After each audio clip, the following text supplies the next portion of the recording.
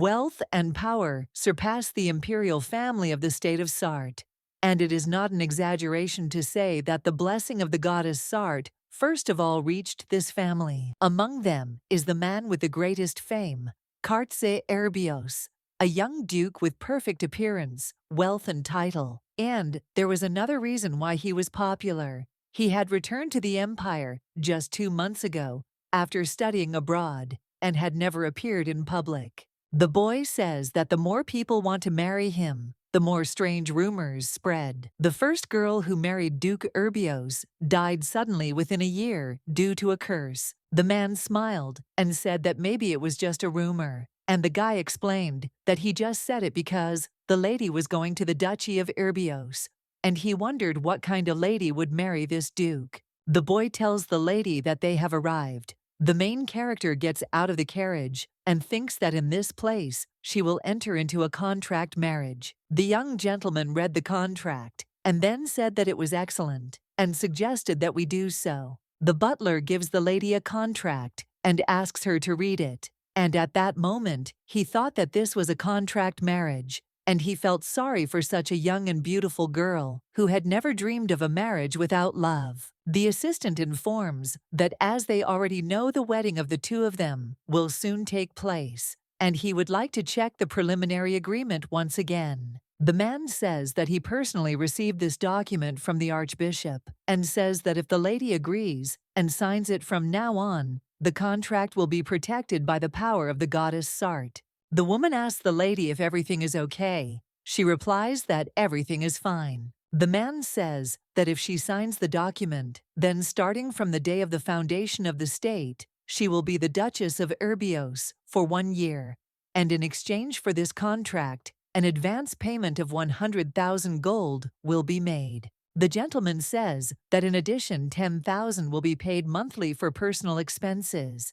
and if she successfully completes the contract, she will receive 1 million. The man turns to the lady and tells her that she has nothing to worry about, and that's all they want. But suddenly the girl interrupts him and says that she knows that she must be quiet as a mouse and also loyal and honest. The butler says that she said everything correctly, and then says that there is still one last point, and the expiration date of this contract. The Duke interrupts him and asks how much longer he has to wait. Then he approaches the girl and asks if she has any more questions about the engagement.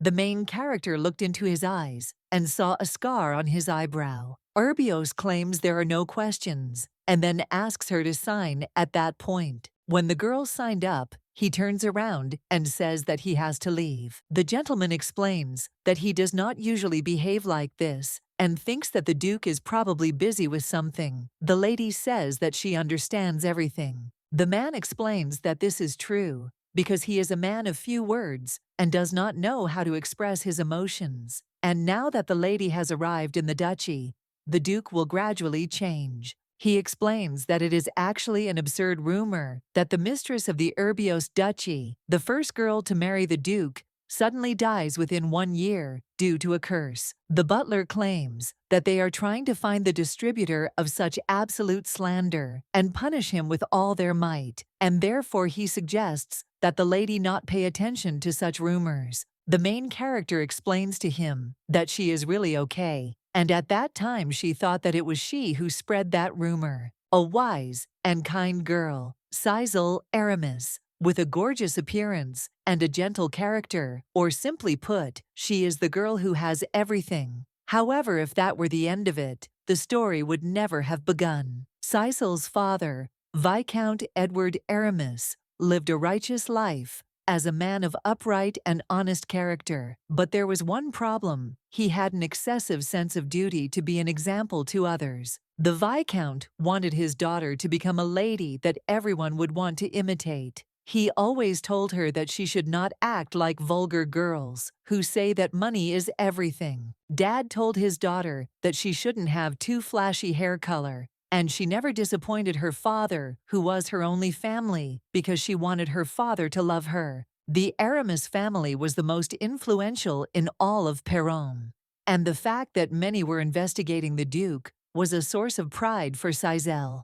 However, the pride that was supposed to be eternal did not last long. Perron's hometown was engulfed in a storm of development. If you sell the land for that money, you can live on it without working for the rest of your life. And frankly speaking, this was a life-changing thing. Sisal understood the whole essence of this situation and told her father that he must protect the honor of this city because she believed that you can't sell pride to people who don't know anything except money. The girl argued that her father should not do this because this land not only belonged to the Viscount, but was also the pride and breath of Perron. However, the main character understood that what Dad did was naturally the right decision. The assistant informs the lady that something bad has happened, and the Viscount is not feeling well. The girl quickly ran to her father. He turns to his daughter and says that she should always live correctly and honestly, so that she would not be ashamed of being the heir of a Viscount. The young lady knew that her father remained like that until the end, and she could not even shed a tear because it was such a needless death. At a funeral, a man turns to a lady and says that she is now Viscountess Aramis. Then he tells her that he will always be there for her and that she has nothing to worry about. He asks if they are not one family. At this time, the girl remembered her father's words that he always said to trust those around you, relying on and helping each other, trusting them, taking care of your body and spirit. After some time, the girl was told that she had to leave and showed her a document about the eviction order. She screamed in surprise and asked what it was, and then claimed that her father did not sell this mansion. The man says that he doesn't know anything about him, but his deputy has other thoughts on this matter. Uncle's betrayal, document, forgery, a slap on the back of the head, and collapse. And not only could the girl not connect these words because she was stupid, but it was simply never the case that she suspected anyone. In the end, Sisal was kicked out and left empty-handed, and she couldn't even lift a finger as she watched the mansion that had stood for hundreds of years collapse. The main character understood that such values as honesty, loyalty, and trust, which she had never questioned, suddenly turned away from her. However, the girl believed that this was not the end of the heartless world, and that it was only the beginning. One day, she came to her relatives asking for help. However, they refused her because they had such a difficult situation and considered it a bit ignorant that she came to them like that. And then the man says that she should get used to such times faster. No one served the girl hot food, and no one stood up for her when she tried to prove that her uncle had forged documents. After that, a series of frauds and betrayals continued, and the young lady simply tried to live by her father's teachings. But at one time she thought that this was the end of Sisal, and she lived a good and worthy life, like no one else.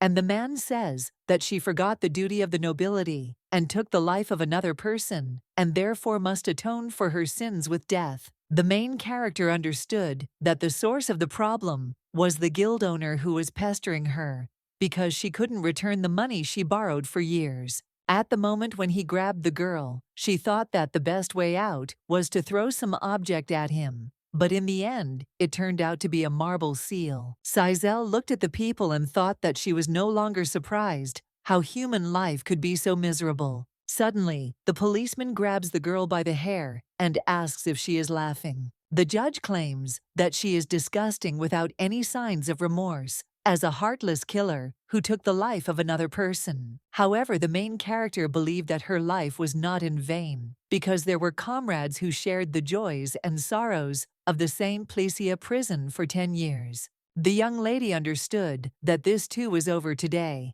She looked up at the sky and asked if her father was happy. After all, she understood that she had nothing to be ashamed of, because she had lived according to her father's will. Sisal thought that if she were suddenly asked if she would live like this again, she would live as she wanted, and she would deceive herself before she was deceived. And also until she was eaten, she would devour them to the bone. The main character thought that if she could be reborn again and also open her eyes differently, then she would look at the world with different eyes. Suddenly, the main character, when she opened her eyes, she saw that it was her old room, and she does not understand what happened and thinks that it is a vision at the moment of death. The girl heard her uncle addressing her and saying that she had completely lost consciousness. And then she claims that it was him and asks if she recognizes him. At this time, the main character thought that she recognized him and did not understand how she could not recognize the person who threw her life into a hole. Sizel wondered if it was too realistic to lead before death. Uncle informs her that her brother's funeral is over and then claims that she cannot remain in this state forever. Hearing this, the main character thought that it looked like she had returned to the time when her father was buried. And in a few minutes, she realized that she had returned to the past. The girl wondered why she couldn't see the face full of lies. The uncle gives the girl a handkerchief and suggests that she take a good rest because she needs to come to her senses, and then asks if she will follow in her father's footsteps. Sizel smiled and then said that it would be better if the two of them left here, and then she wiped her eyes and said that she wanted to rest. Uncle says that this is quite expected, and then says that they will leave today, but suggests calling them at any time. The main character turns to the man and says that he should take his father's watch off his wrist and then leave.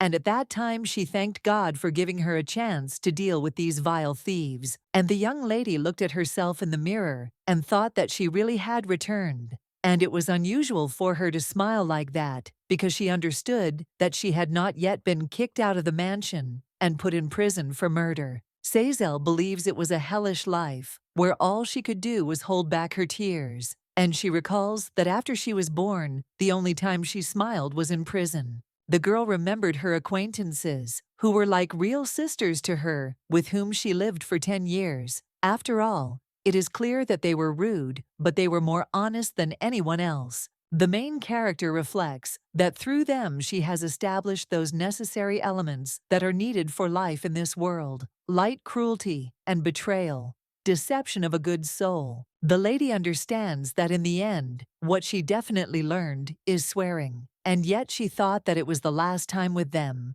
But now she is shaking from the fact that something is being taken away from her. Sizel remembered that the warden said that he needed a place, and therefore he would take away their cell. She wondered what would happen to these prisoners then, and she does not understand if they had a choice other than death, and believes that in any case they are doomed. The girl looked at her father's portrait and then asked who would be right. After all, she believes that she will protect such and such people. At this time, in a tavern on the outskirts of the village, Edgar, the head of the mercenary guild, Keter, asks why no one has contacted him yet. The gentleman asks the guy if he is sure that he has agreed with that bastard, or rather with the younger brother. He suggests waiting because he thinks that he will make a decision within the day. The guild leader says that it's too boring to wait here for a week, and then asks if he doesn't know who Marquise Kayla is, and says that if he finds out that he's wasting his time like this, he'll burn him alive. Edgar doesn't understand what to do, and thinks that he knew that Viscount Aramis wouldn't budge because of the money. And he doesn't understand why he listened to such a country bumpkin. He explains that he didn't think the matter would be resolved this way. The man reports that Viscount Aramis has fallen into eternal sleep. The uncle says that even if he has to steal it, he will still bring it. And then he says that the Viscount's daughter is still a beauty, and if she is thrown out, she will be able to live on thanks to that man. The captain says it's almost midnight and asks if it's taking too long. The main character comes to them and says that maybe she should explain who she is. The man smiled and said that it was not necessary, and thought that it seemed her name was Sizel, and he did not understand why she was here at the very moment when she became the object of their conversation. The gentleman asks the lady what brought her there, and the guy says that he sees that she was able to leave the house. The girl showed them the bag and then asked why they were sitting, and she wondered if they were going to give them any money. The captain invites her to listen and then says that she came to them for no reason, and this confuses them when she behaves so rudely. Sizel says, who knows, although they clearly said they wouldn't sell the land, and then asks if it's not strange that they still remain in this village. At this time, the main character thought that they would either have a hand in bribing her uncle or in killing her, and she understands that there is no guarantee that she will be alive tomorrow, because she knows that so many people are eager to harm her in any way. The girl thought that in that case, she would sell her property. And then she says that she would prefer the gold bars they showed earlier, instead of cash. The young lady shows them the document and says that this is the residence of the Viscount and the territories attached to it, and this document is all the lands of the family scattered across the platform. The guild leader smiled and then said that it would be nice, but realized that if she prepared everything so suddenly, they would need about 50 gold bars. However, she interrupted and said that 200 bars. Hearing this, the man screams and says that the lady knows nothing about this world, and then he claims that this is enough since he has already given them a good price. However, the lady claims that 200 pieces will be enough. He agrees with her and smilingly says that they will settle for 100 gold pieces. Sizel insists on 200, then explains that if it wasn't worth it, people like her wouldn't even listen to him, then says that's her last price. The girl says to call a carriage for her because she needs to go to the next customer. The captain suggests that she wait, and then says that in that case, the lady will have problems too. She asks in surprise if she will have more problems than him. The man asks what this means. She explains that by booking such a hotel, he sits with his hands folded, and if he returns empty-handed, she thinks that his client will not leave everything as is. Edward smiled and then offered to do so, and said that he would fully accept the lady's demands, and therefore suggested that she sit down and discuss it. The lady asks whether they will buy it for 200 or not. The main character puts gold bars to her cheeks and says with pleasure that now she is rich, and she will go as she promised and vacate the house by tomorrow. The captain says that if she does this, it will be easier for them, and says that the cart will be waiting. However, the girl stands and watches, and he asks in surprise if she is going to leave. And then he says that he doesn't know. Maybe she is not happy with something, but he thinks that the deal is already completed. Sizel says it's time for a new deal, and then says it's time to exchange watches, and she asks, how about that? The next morning, Uncle says that it's strange, because Elin definitely gave her tea, and he doesn't understand why he still hasn't received any news. The wife asks why he is so worried, since he believes that in any case the property of that house will go to them. Uncle remembers yesterday's incident when she told him to leave his father's watch and go away, and he understands that it was a malicious look that can only be seen in a column of criminals. The woman suggests not to worry, because even at the funeral she was not herself, and therefore believes that she did something similar. Her husband agrees with her and says that it should be exactly like that, and he thinks that we need to hurry because those people won't wait forever either. Uncle says that he will ask Eileen to give her tea again today, and then he remembers the pharmacist's words that if you drink 1 cup, even a monster can be knocked down. The man thinks that this is great, because in any case, she will ask for help, and the time will come to lend her a hand. And when the master saw the maid Elin, he asked why she had only just arrived, and also wondered how long they had to wait for her. The maid, worried, says that last night the mistress, but the master interrupts her and says that if she died, the result will be the same, and then offers to give her the letter that she brought. Uncle says that it is obvious that she asked him to take over the management instead of her. The maid gave the master a letter. The wife asked if Sazel was asking them to come right away. The man read the letter and screamed, asking what the eviction order meant. The maid tells the mistress that the guests are outside. She is surprised and says that they came quickly, and then goes and opens the door. Sizel turns to the gentleman and says that it looks like they all received what she sent. The uncle asks the girl what it is, and then tells her that she should change her clothes first. She asks if there is a need for that, since she thinks this is her home. The relatives scream and ask Lady Armis what it all means, and they ask her to explain everything. The girl claims that everything is written there, and the order about the population, and she does not understand why they raised such a fuss. And then she says that these are things that are investigated by strict legal procedures, and therefore they need to get out by the date indicated there. The main character claims that if they don't do it in time, they will find themselves in a very awkward situation, and therefore suggests that they better follow the instructions. The uncle screams and asks how she can say such things so easily, and also wonders if she has no humanity, and asks her to tell him the reason for her behavior. And then he says that even he, her uncle, can demand his rights, but he did not do so, only because she is his niece. Hearing this, the young lady smiled, and then said that if her uncle was planning something, he would give her sleeping pills while she was alone. Sizel asks if she can ask Eileen about the tea she gave her. The maid objects and says that this is unfair since she was only doing what she was told. The uncle approaches the maid and then starts pushing her and asking if she can stop.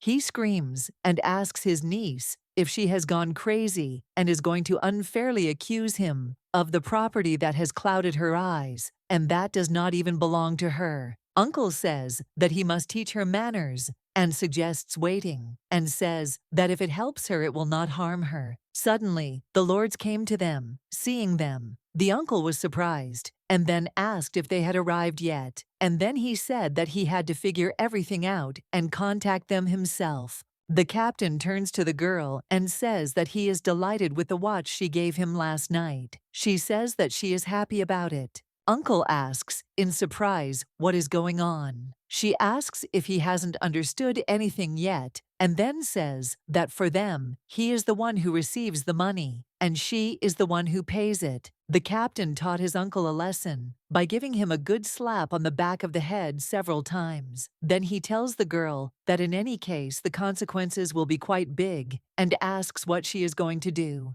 The man says that it looks like she will be persecuted. Sazel says she doesn't think that will happen, and if possible she suggests finding a few more people. He says it's easy as pie, and at that moment she thought about how she knew it, because money is everything. The lady thinks that it looks like she has dealt with the consequences, and understands that it is now time to leave. A few days later, the main character arrived in the city of Noiren, in the center of the north. And when she came to the hotel, she became interested in whether there were any free rooms. The worker explains to all visitors that one guest has rented the entire hotel. At this time, the young lady thought that it was very good that she rented the entire floor, and she thinks that if other people knew about her return, they would say that she should change the future for the better. However, she understands that those who know nothing at all are talking. Sizel finds her blood boiling when she thinks of all the money she collected that was returned to the national treasury while she was in prison, knowing how hard she worked to collect it. The girl recalls that it was the first time she spoke to that person. The guy invites his sister to listen, and then asks that judging by the number of tears she has, she must have collected a lot of money.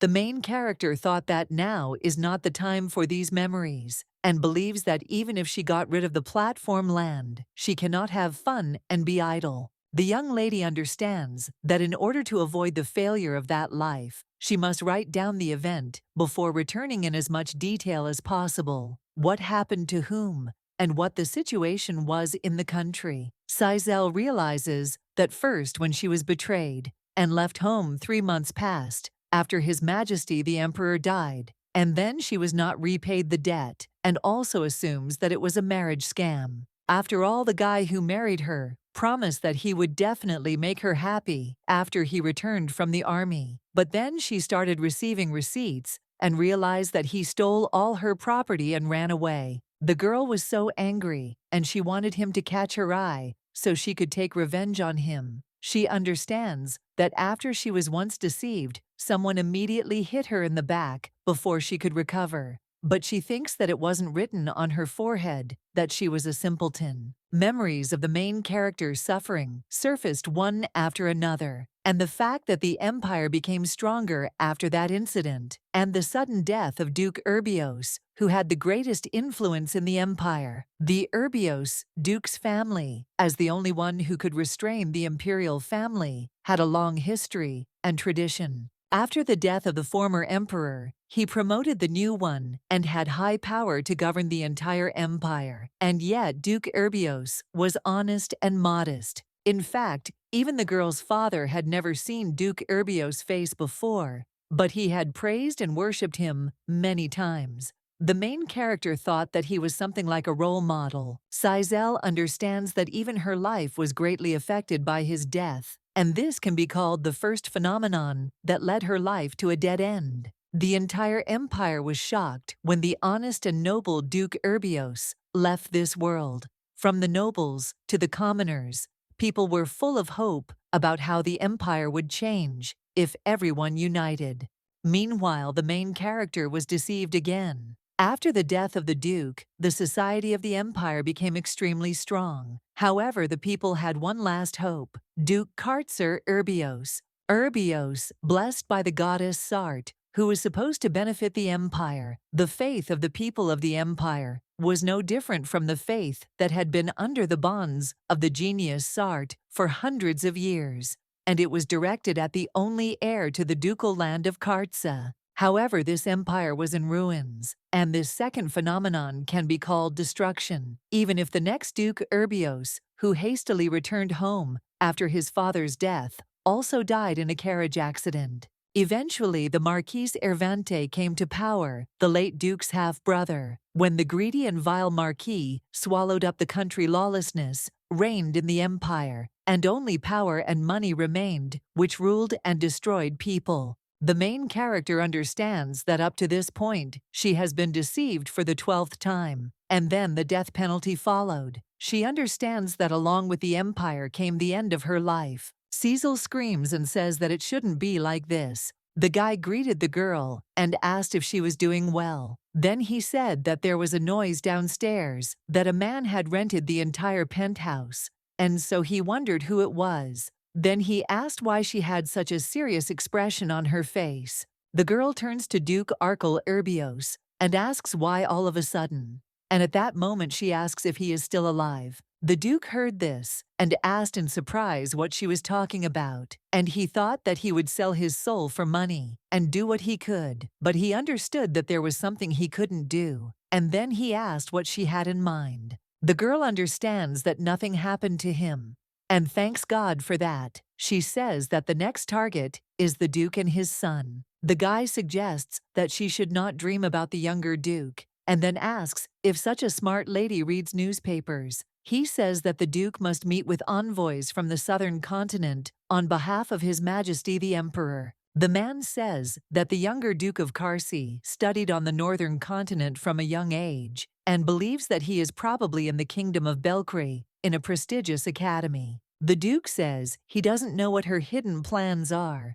but he thinks her head will fly off her shoulders before she even gets close to him. At this time, the lady thought that she was glad that everything was different from her memories, and then she objects that there was a hidden agenda, and there was nothing like that. Arkell explains that he came to deliver a letter. Then he says that one of those she was looking for is not far from here. He says that if she pays him extra, he will go and check on him himself. Sizel objects and says that she will do it herself, and says that she bets that if the head of the villains, Edgar, finds the child first, he will definitely decide to recruit her. Aslin Blair is a criminal who will go down in history as Saint Plaziah. Even before the main character was imprisoned, she knew about her because of her reputation. In the newspapers, the articles that the girls sold about Aslin were always written about as a devil's brain, and the lady thought that these were exaggerated rumors, but after a personal meeting with her, she changed her mind. The newspaper articles were very cleaned up. The woman screams and turns to the girl and says that she can't stand their vile Chris. The owner claims that she is a pretender and asks if she thinks that if she touches her things, she will go unpunished. The girl with blue hair objects and explains that everything is not so because she just wants to eat. The landlady screams and asks if she denies it. Then she asks if she thinks she doesn't know such girls, and she says that she will only reform if she dies like her younger brother and calls her a thief. Aslan objects and says that her brother was not stealing at the time, and he simply did not receive his salary. The landlady heard this was surprised, and then asked why she should give wages to such scum. And the girl said that they had agreed so, and it was required by law. The woman asks how she dares to talk about the law, and then claims that they have been her slaves since her stepfather sold her and her brother, and also asks how she dares to talk arrogantly about wages and where she learned to do that. The mistress says that if she tries to do something like that again, she will die like her brother from illness. And then she says that she must thoroughly correct her bad habits and swings her hand to hit her. But suddenly the main character grabs her hand and greets her. The hostess says that she has no idea what such a lady is doing in this place, but first offers to let go of her hand, and then says that she has no business interfering. Sizel claims that from her point of view, she should have intervened, and then lets go of her mistress's hand. The main character turns to the girl and says that it is okay not to say anything now, and at this time she puts a knife under her sleeve. At this time, the young lady thought that, in any case, this girl has talent, and she remembered sitting behind bars. Aslan told her that she committed her first murder, and it was the owner of a bar in Noarena who treated her and her brother like slaves. The girl says that her stepfather sold them, and she worked from the age of 5 and then did it out of revenge. She says that she was just faster, and if she hadn't dealt with that bitch, she would have killed her first. At this time, the girl turns to the lady and says that she does not have to do this, and the main character thought about the fact that she gave her a weapon for self-defense, but she thinks that it was pointless. Aslan says that even if she were not the lady, the people around her would help her. Hearing this, the lady thought that these drunks had probably already been bribed with money, since she is a child who could easily have brainwashed them and taught them to testify with stolen money. The hostess turns to them and asks what they are doing, and also wonders if this girl is the lady's younger sister, hidden. The woman assumes that this cannot be, because her stepfather dragged her by the hair and sold her, and at that time, she thought that the girl would die sooner after her younger brother, but her useless life turned out to be long. The hostess says that in any case, the precious lady must go her way, and then asks if she wants to buy something here. Sizel asks how much. Hearing this, the woman was surprised, and then asked if she was really going to buy. She smiled and said that it was a completely different matter. The owner says that the bar in this alley is the best, and she wonders what to offer her. However, the lady objects and says that she is talking about this child that she wants to take away. The woman asks if she is talking about this worthless girl, and also wonders where she is going to use her. And at that time she thought that, at first glance, it seems that this lady is engaged in charity. I think that she can make good money on this. The hostess says that if you think about it, this child is very diligent, and the cost of her purchase is expenses while she was growing up, so the lady should give her at least 1,000 to pay it off. Sizel asks, how about 10,000? Hearing this, the woman screams and says that this will be enough. Aslan turns to the lady and objects, and the hostess nudges the girl and asks if she is going to stand still. When the woman saw the money, she asked if the lady would suffer any losses, and also inquired if she needed anything else, and said that she would give her anything she wanted in addition. The main character asks if she will light a candle for her, and the hostess says that the child looks like this now, but if she is washed, she will be a beauty. The woman says that a pimp on the street marked her for the future. At this time, Sizel tells her to shut her mouth because the alcohol is about to flow. The wet woman asks what kind of antics she is having, and then screams and says that the lady who gave her the money should behave nicely. The main character explained that the money she gave included the cost of alcohol and laundry, and then said that if she took even one step, she would burn her alive. At this time, the young lady looked at the girl and thought that it was written on her face that she was now ready to finish her off. Sizel approaches the girl and offers to go together, and then she takes her to a luxurious restaurant in the village and feeds her. Aslan tells the lady that she shouldn't have done it out of sympathy for her, The main character tells the girl that she needs her not as a slave, but as a comrade. Hearing this, the girl objects and says that it cannot be, because she is not a friend of such a noble lady. However, the lady objects and claims that it is possible, and she does not have to stutter, and at that time, she thought that she knows everything about her pretense. Asen says that no means no, and she knows that the lady is now thinking that she is going to play with her. The lady explains that if she thought so, she would have already used the knife she had hidden, and asks if that is so. The lady explains that she doesn't really want to do that to her, but suddenly she wonders why she smells so plain, and it was her memory of the past. Sizel says that if that's the case, then she shouldn't worry, because she won't make her do slave work, and claims that it's not charity at all. The surprised girl asks why a lady like her is needed. The main character is interested in a person like her. How is she different from her? And then she says that she is an orphan and believes that people are basically all equal. Asen asks whether before the law. However, the lady objects and says before the money. She says that in the world she has no one to trust and rely on, and then asks whether it would be better to have someone to whom she can turn, for example as a family. The main character explains that it is not difficult and not that incredible without deceiving each other and without betraying anything else. Sizel takes the girl's hand and says that family is like turning a blind eye to petty thefts and not reporting them to the police and not beating them, and then asks if she understands and says that if she finishes eating, they leave. Asen turns to the lady and asks her to wait. The main character says that she will not force her because she knows that she is not one of those who can be forced. The girl says that she is not sure how well she knows her. The lady asks if she thinks she doesn't know her, and then claims that she doesn't do anything that will cause losses, and therefore suggests that she shouldn't worry because all she needs is her abilities. The girl asks the lady how much she will give her if she goes with her. Sizel gives the young lady a bun, and she asks in surprise if the mistress wants her to gain weight and then sell her to that pimp from the street that the bar owner was talking about. The lady screams and tells her not to say horrible things, and at that moment she thinks that she is about to explode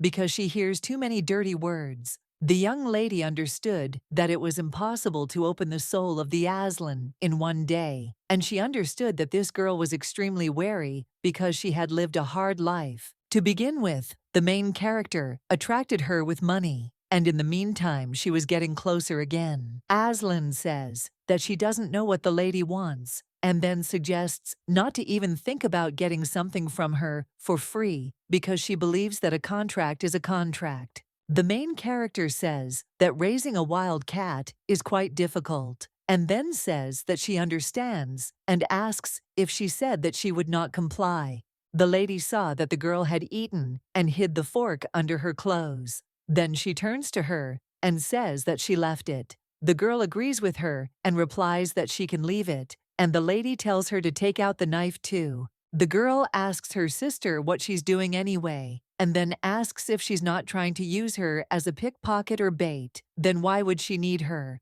Asen says that she finds it hard to believe her talk about family, and remembers that she said there that she does not do charity. The little girl says that she needs to know her goal, and only then will she be able to mentally prepare herself. Sizel says it's time to reveal her real goal of deceiving this empire, and then claims she's going to take over this country and scam it until it gets caught and slowly eat it to the bone. The main character suggests the little girl to stop doing little things and asks if the red thread of such a child can break because of such things when she can grow much bigger. Hearing this, the girl smiled. She apologized for laughing, and then turned to her sister and claimed that she was really naive, and also asked if she had read some third-rate novel because she believed in such things. The little girl asks if this is true. The lady assures that this is exactly so, and of course, not just the two of us. The young lady turns to the girl and says that if she has laughed enough, then they can go, because it is time to find the others. The little girl claims that she doesn't understand anything, and then asks if she means that first they need to find people for this absurd plan. The newspaper seller screams and says that this is an urgent issue about His Excellency Duke Herbios having died. Sitting in the carriage, Aslan asks what the noise is, and then reminds that she already said that she will take from the mistress as long as she gives her. At this time, the main character thought that she had been too inactive, because after hearing that the Duke was living well in the capital, she felt relieved and thought that fate had changed. Sazel realizes that it's not just the past, but the beginning that turned her life into hell, and thinks that therefore she should be more vigilant. After all, it's a bad sign from the very beginning, and then says that they need to hurry. Aslan asks why hurry because he thinks that the coachman is already complaining that if they hurry anymore, he will fall ill. The main character holds the jewel in her hands and assures that she can do it. The girl says that it seems to her that if something like this touches her neck, it gives her strength for something she has never done. Sizel explains that finishing is not an option, and therefore suggests not to turn it into a problem. A girl with silver hair asks the coachman what will happen if the weight is reduced by one person, and she wonders if the carriage will go faster. Hearing this, he suggests that she calm down and not talk nonsense. The assistant turns to the gentleman and tells him to close his eyes, even if only for a moment. He asks what the captain said. The man reports that after the ambassadors met with His Majesty on the way to the opening ceremony of the library in the slums, the carriage overturned, as a result due to construction work on steep terrain. Hearing this, the guy with black hair asks if the body is still intact. The assistant offers him some tea because he thinks it will help him calm down. The gentleman says that the carriage has been stopped and then says that he will personally drive the horse to the place and take the body. He orders to find out the exact circumstances of the accident before the funeral. The Duke says that the first duty of the head of the family is to leave no doubt in his path. The assistant says that he has not eaten anything properly, but he is in too much of a hurry. The gentleman drinks the tea and asks if that is enough, and then orders the horse to be prepared immediately and the letter to be sent, since he believes that it will arrive within 3 days, and therefore let them guard the scene well. Suddenly, the assistant comes up behind the gentleman and then stabs him in the back. He reminds him that he said that he shouldn't hurry. The man says that if he was interested in how his father died, he could have asked him about it, and then he says that this is exactly how he died. At this time,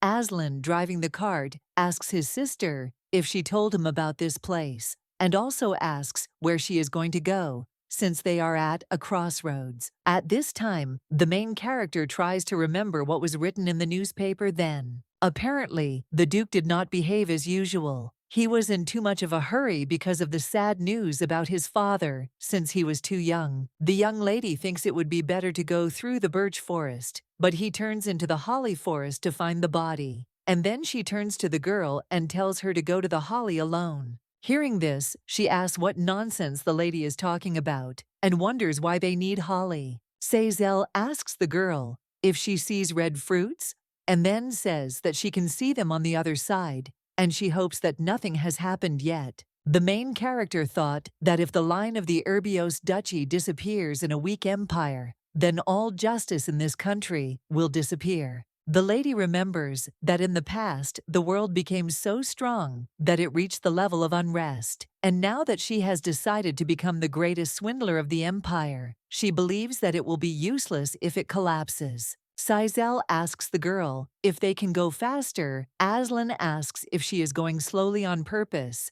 and then says that if they go faster from here, they don't know if they will get to their destination. The main character screams and tells the girl that she knows where the carriage is. The girl asks in surprise what it is, and then says that it stopped a little further and suggests that she get off. The lady claims that there is no time for this now, and then she gets out of the carriage, and after walking a few meters, she sees a brooch on the ground. She understands that the lords got into an accident and because of the red liquid, they can be injured. Sizel says that if the carriage is in this condition, then there are probably no survivors. The girl suggests that her sister leave since she does not think that they should be in this place. Asen says that she thinks that they are late anyway, and therefore suggests leaving, because she believes that if they do something wrong, they will be caught. The girl saw her mistress leaving the bush and asked if she had listened to her, and then she repeated again that if someone came, they would be caught. The lady assures that then they can buy a lawyer, and the entire Supreme Court believes that at least now a lawyer can be bought, and understands that if they leave everything like this, it will be more difficult. Asen asks why, and she replies that this empire could become lawless. Sizel saw the wounded master and says that she found it.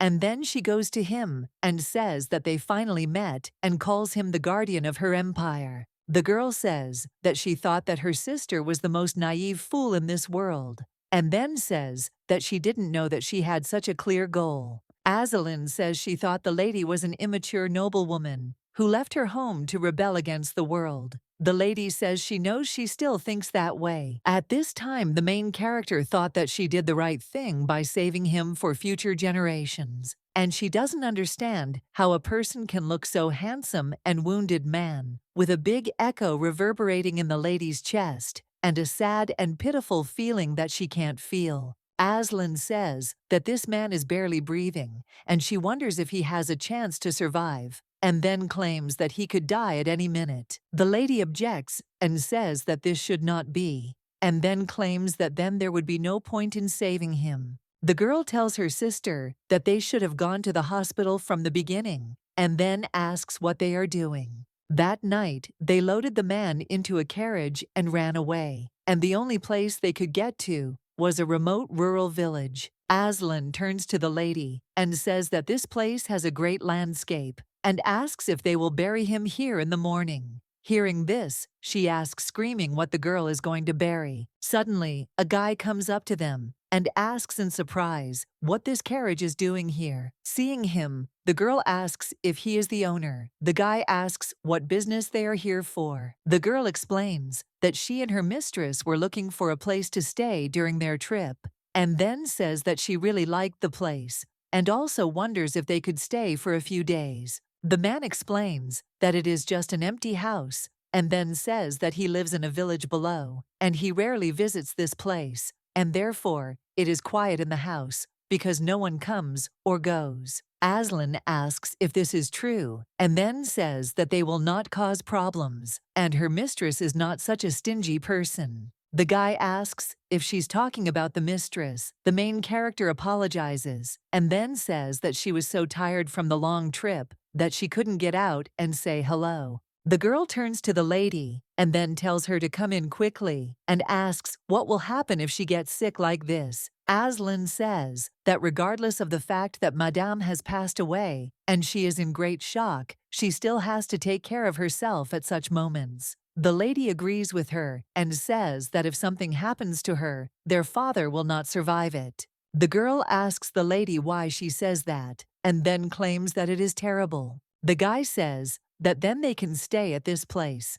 The lady asks if they can. He replies that this is not a suitable place for such a noble lady, but the village where he lives has become very noisy. The man says that there was an accident nearby, and the military and the managers came, and they were looking around everywhere. The girls ask in surprise how this could happen. The guy suggests that they be careful anyway, and then says that if it doesn't cause them any inconvenience, he will bring food every morning. Sizel says that it has been a long time since her mother died, but she can't get food down her throat, and says that it will come to her soon. The girl turns to the lady and starts crying, and then calming her down, says that they will soon go there together. When the guy left, the main character said that they would not just watch him go, and then she looked back and offered to move this wounded gentleman faster. After they carried the guy, their backs started hurting really badly because they weren't used to carrying such heavy things.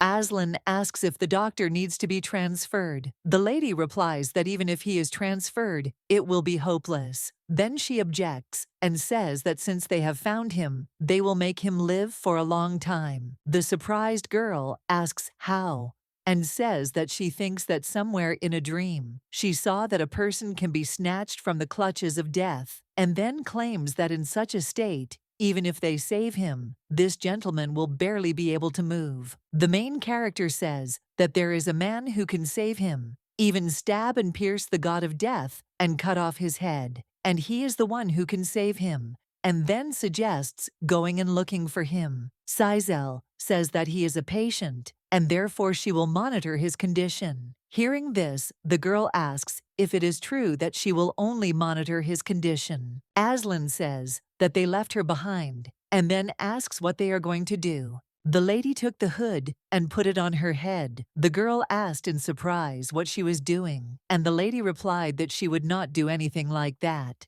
When the young lady left, the lady thought that at least she looked her age, and she understood that if the girl was really scared, she would definitely cut someone's throat. Sizel became interested in how to make a human out of her, since she even knew where she hid the knife. At this time, the girl read a letter that her name was Raya, and she had no last name, and in her hands was the address of the largest and best nursery in the north in Haven Ray. Aslan remembered that the lady said that Raya was kind like an angel, and she would understand it as soon as she saw her, but she became curious about what kind of angel this was that lived in the nursery. The main character explains that she will know when she sees it, and if she names this address, she will immediately confirm it. Standing at the door, the girl says that if she comes and she is not there, then despite their contract, she simply will not leave it. At this time, Sizel began to look after the gentleman. She took a napkin to wipe his forehead. She says that such a kind girl as Raya is rare, and therefore she can be called a living angel. The main character claims that she is kinder than anyone in St. Plesia, and has a deep soul and sincerity. The young lady looked at the prince, and she does not understand how she could forget this, and then turns to him and calls him a savior, and offers to be patient a little, and explains that she needs to go and bring the Aslan if she is still alive. At this time, the girl approached the house of the most famous doctor of this village. The woman says that it seems that Countess Moulton's chronic illness has flared up again, and therefore believes that this time more attention will have to be paid. The man agrees with the lady and says that she has a famous loving husband, and he will probably listen to their request in exchange for treatment. Hearing this, the woman smiled and then asked what kind of person he was. At this time, the girl listened to their conversation and thought that judging by the fact that they look alike, they must be relatives. The lady turns to the maid and asks why she is standing there, and also asks if she heard what they were talking about. And then she claims that if she heard the symptoms, she should immediately tell her the method of treatment. The woman turns to the maid and asks her if she doesn't know that she can fire her if she wants. At this time, the daughter turns to her mother and suggests that she stop because she has not fulfilled her duties for the umpteenth time. The daughter asks how they will write the prescription without her, and then says that the count and his wife will arrive soon. The lady looked at the girl and said that she loses her appetite when she sees her, and then suggests that she speak faster. The woman says that her head hurts, as if it is about to burst, and she can't even live normally because of vomiting and dizziness. The countess says that she heard that she cannot sleep and has lost weight so that even skin and bones remain, and she is interested in what medicine should be used and asks the girl about it. The girl replies that 20 grams of dried tamila root should be mixed with licorice juice and then used, and then she says that it will immediately have an effect on headaches and when the pain subsides from that moment. But suddenly the man interrupts her and says that that's enough, and the woman says that if she hadn't finished, she at least brought them some tea, and says that this girl is completely out of her mind. The guy turns to his mother and then asks if he ever told her that if he treats her well, she will develop bad habits. At this time, Aslan, watching them, thought that she had not felt this for a long time. After all, she wanted to finish off one of them. The girl remembered the lady's words that she should not do anything wrong. Aslan followed the maid, and when she was alone, she asked where she was going. Seeing her, the maid got scared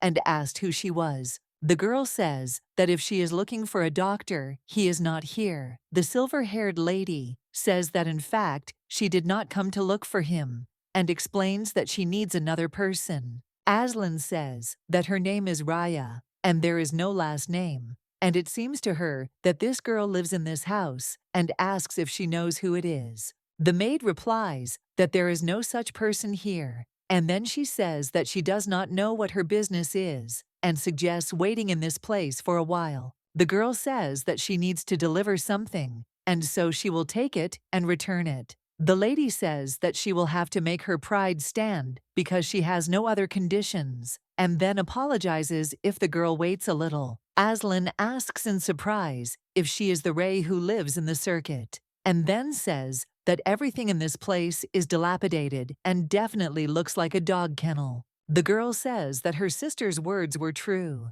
and then says that she will explain everything later, and first offers to go with her. Raya says that she has a guest for the first time in a long time, and therefore thinks that she should at least treat him to a cup of tea. At this time, the main character remembered that Raya lives in the village of Heavenry, and this is a small village adjacent to the border, and thinks that they must not know about it. In a dog kennel, located in the house of the most famous doctor, Raya, her full name, should Courage Raya Iron, and she lived in this house, not from the very birth, but rather grew up the only daughter of the most famous and authoritative doctor, a talent passed down through the blood for centuries, and thanks to the teachings of her father, Ray had no doubt in her duty to save people. Unfortunately, there was one problem, and that was her gender. According to local Heavenry laws, only a man can be the head of a family and continue the family business. This meant that no matter what abilities Raya had in her father's eyes, she was just a girl to whom he could not pass on anything. Eventually, when Raya became an adult, at the age of 19, he took one of his students as a son-in-law. This guy had no money or family to inherit from, but he was a kind man. The girl's father fell into eternal sleep from a chronic illness shortly after he found his son-in-law. Before his death, he held the boy and his daughter tightly by the hands and asked them to take care of this family. The main character realizes that her father missed one thing, and that the guy looked so kind because he had neither money nor family. As soon as his father-in-law died, he dragged his family into the house, and not only did he abuse her, but all his relatives did too. Her husband relied entirely on Ray's knowledge to run the hospital, but no one treated her like a family member. When the main character heard this, she screamed and asked if she was embarrassed or angry by the fact that her husband had completely swallowed up her house and her too. Raya replied that as long as she could keep the family together, according to her father's will, it didn't matter, because from the very beginning, she only wanted one thing to connect the family with her name. The girl says that she didn't even think that everything would work out without making any effort, because she had to give up everything she dreamed of. One day, he kicked her out to give her room to his sister, in a hut that was uninhabitable and like a dog kennel. And at that time, Raya had no idea where to go. The lady was stuck there, as if her life only had meaning when she saw patients. Sizel says that this is some kind of nonsense, because she does not understand how she could come to terms with the fact that her husband took away her room for his younger sister. The girl says that everything was fine until she found out that it was not his younger sister. Raya says she went up to get the things she left there, and the two of them were busy doing that. They whispered in bed that they would soon move Aaron's family and were planning to start their own family. The girl explains that she was just going to leave there. Aslan screams and asks if she really left, and then says that she should have at least slapped her. Raya confessed that she poisoned them, and it is called froze, her favorite poison. It is colorless and odorless, so you can't feel it in your mouth, but when it goes through your throat, your limbs shrink and your stomach corrodes. The lady says that if you take a moderate dose, it goes away quickly and without pain. but she had to prepare it so suddenly because there were so many people in the mansion that she put a lethal dose. Miss turns to the other girls and asks why they are looking at him like that and wondering if it's not cool. And then he says that with the family he loved so much, he can fall into eternal sleep together at the same moment. The main character thought that immediately that day, she realized that judging by the number of people killed, Ray was ahead of everyone. Sizel looked at the girl in surprise, and she told her that the killer forced her to do this. The lady thought that she was glad that the girl was able to find a doghouse in this village.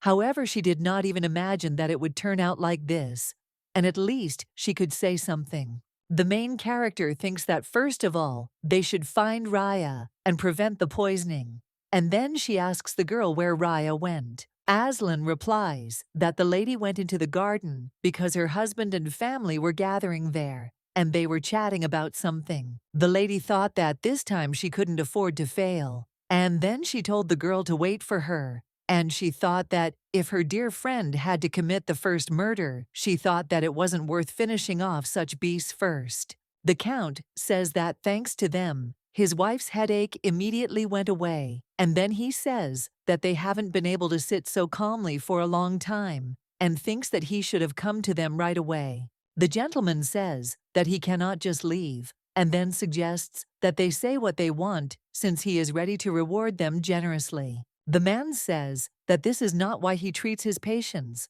The Countess says that she saw this girl last time, but because her head hurt so much, she couldn't come to her senses. The lady says that she heard that the doctor married the only daughter of the Asen family and asks if it is she. Hearing this, the man objects and says that she is his wife to me in every way, and then he says that this girl has nowhere to sell herself and she just stopped and lives in this house. The doctor explains that since this matter is being discussed, the family's reputation has little to do with it, and he says that as soon as the wife gets married, she always leaves, and therefore it can be considered that she is not here at all. The doctor says that he doesn't know if it's right to call him by the genus Aaron. The woman says that of course Aaron is just a name, but in fact this family was created by her son, and therefore she believes that since Aiden cured the Countess using his medical skills, this family should be given an appropriate surname. The Count is the highest-ranking official responsible for the law in this area. And then he says that the doctor took this into account when he became the son-in-law of the Asen family. Mom explains that he was simply shackled because of this barbaric system, and a young and promising child was tied by the leg. Suddenly, Sazel comes up to them and asks if it is shameless to swallow someone else's family in one sitting,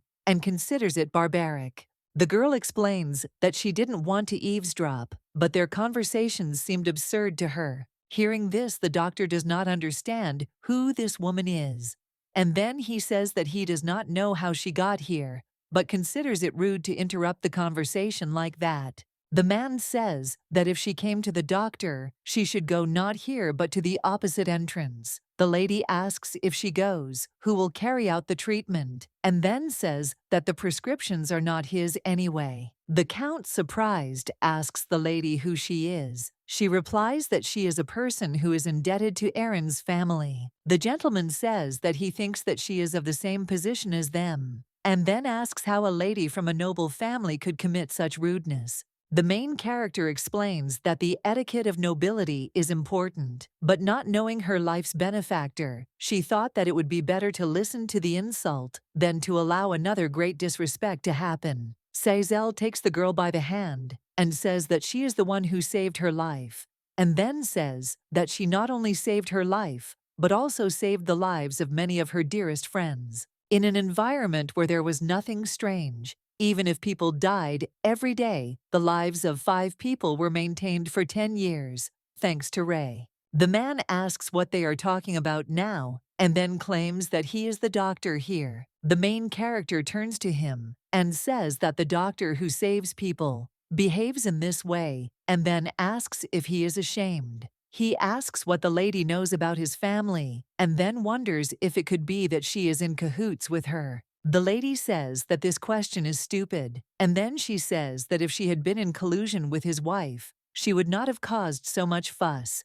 She says that if his wife had decided, she could have easily put poison in the tea. And at that moment, she thought that there was nothing in the cup. The lady was sure from the moment she saw the Count and his wife in this place, because the Ray she knew was not one of those who would willingly take the lives of innocent people. The Duke suggests stopping because he doesn't like it. He says he doesn't know what kind of misunderstanding this is, but it was this doctor who cured his wife. And he claims that he himself examined her condition and wrote out a prescription. Sizel asks if he heard what the recipe was. The doctor asks if she is trying to test him now, and then says that for the Countess's illness, 20 grams of tamila root should be mixed with licorice juice and drunk. The main character says that you can fall into eternal sleep when you drink this mixture, and then says that it seems that Lady Raya knows this well and could say it right away. Hearing this, the doctor screams and claims that this is nonsense. He asks where this slander comes from, and then says that she will understand after looking at the state of the Countess, since she believes that she is fine. The girl says that the medicine that the Countess used was a strained solution of cannoli and Milan leaves, and she made it and poured it herself. At this time, the main character thought that he was a fool, who thought that Raya would give away her last wealth and pride. Unfortunately, this guy's laziness was beyond imagination, and therefore nothing happened. Sizel thought that in life you can see a lot, but thanks to him, she was able to see such a scene, and therefore, she thinks that it is strange that two people have different recipes, and she wonders how this could happen. However, the girl says that they can check, and if they trust this man's recipe more, they can try it. The Duke is interested in how to test it. The main character says that she will drink, and then asks if it is not just because she will check it herself, whether the prescription that the man tried to write for the Countess was a real medicine. The doctor screams and says that it wasn't him, but the girl. The Count asks if he will admit now that he didn't discharge him himself. The woman screams and says that this can't be, and that it's all her son, and the guy insists that it's all that girl. The gentleman asks them to stop, and then asks how they dare to tell lies in front of his wife. The doctor points his finger at the girl and says that it is all her fault because she dared to deceive her husband. And then he says that not only did she not repay her husband for supporting the family, but she also planned this. The Count reminds that he lied then, when he said that this girl was not his wife. Sizel says that the Count surprises her, and then asks how he could trust the precious life of a patient to someone who is capable of lying so much. The girl says that an investigation should also be conducted into the prescriptions of all the patients he has treated so far. The Count's wife turns to her husband and says that this lady is right, because she thinks the most important thing is that the girl saved her life, and she thinks that people's lives should not depend on this. The Countess says that as soon as they return, she will carefully study all the recipes and actions that he has taken so far, and then she says that if even one lie is revealed, he will not be able to keep his position as a doctor for the rest of his life. The Count, screaming, turns to the servants and asks why they are standing there, and then offers to take this man away from here. The man turns to Raya and asks if she will really stand there and watch. He reminds her to follow her father's will and asks if she knows that he entrusted him with this house, and then he claims that if he lives, then this house will exist. The doctor screams and says that the precious race of Irenes must be protected. The lady says that she hopes that he will continue to defend it diligently in the future. From that day on, the Countess left the house and said that she owed a lot and asked how she could pay. The girl objects and says that she is not obligated to do anything at all, since her duty is to heal people's illnesses. The woman says that she can't just send away her benefactor, and then says that even the honor of the Moulton family must be repaid. The girl says that someday the chance will come. The Countess agrees with her and says that no one knows what can happen in the world, and then says that she is looking forward to this moment. Rhea says she doesn't know what to say because she has no choice but to express her gratitude. The main character explains that she did not do this because she wanted to hear something from her. The girl says that she never saved the mistress and never touched such a beautiful and noble lady as she. Sazel asks if she can in the future, and then explains that if she didn't save her, she can do it in the future. Aslan screams and asks her sister who she is saving here, and then claims that this lady is a murderer and asks if it is not obvious because of what she did to her. The lady says that she saved one person. The girl with silver hair turns to the lady and says that she is a bitch, and screaming says that she will not leave it like this, and then says that she will burn everyone who lives in this house. The lady turns to the girl and tells her to sit still. However, she claims that her sister only has her. Raya asks if they are related because she calls the lady sister and says that she would not say so. Sizel asks what difference it makes what it looks like. Then she says that the world looks at her the way she wants it to. The main character asks the lady why she didn't tell the Archduke from the very beginning, because she thinks that she could have said that she was in charge of all the treatment from the very beginning. The girl replies that she is not even the head of the family and not even the heir. After all, she believes that no one will listen to a girl who has no rights. And living, she realized that the world is like that. Raya says that in any case, she must also repay the lady, and she believes that thanks to her, she can no longer see in her life people whom she did not want to see. And then she says that if she can do something, she will do whatever she wants. The main character asks if she will do everything she answers, and property or money. Sizel says that then this house. The girl agrees and offers to take it. The main character says that this is a cold-blooded answer that she likes. The surprised girl asks what she is going to use the mansion for. The lady replies that for many things, and then turns to the Aslan and asks why she is sitting and suggests lighting the fire faster. The main character thought that she set everything on fire so that there would be no regrets, but she wondered if everything would be okay with her because she knew that this house was dear to her. The lady thought that the lady definitely didn't like it, but suddenly she smiles and says that it should have been done a long time ago.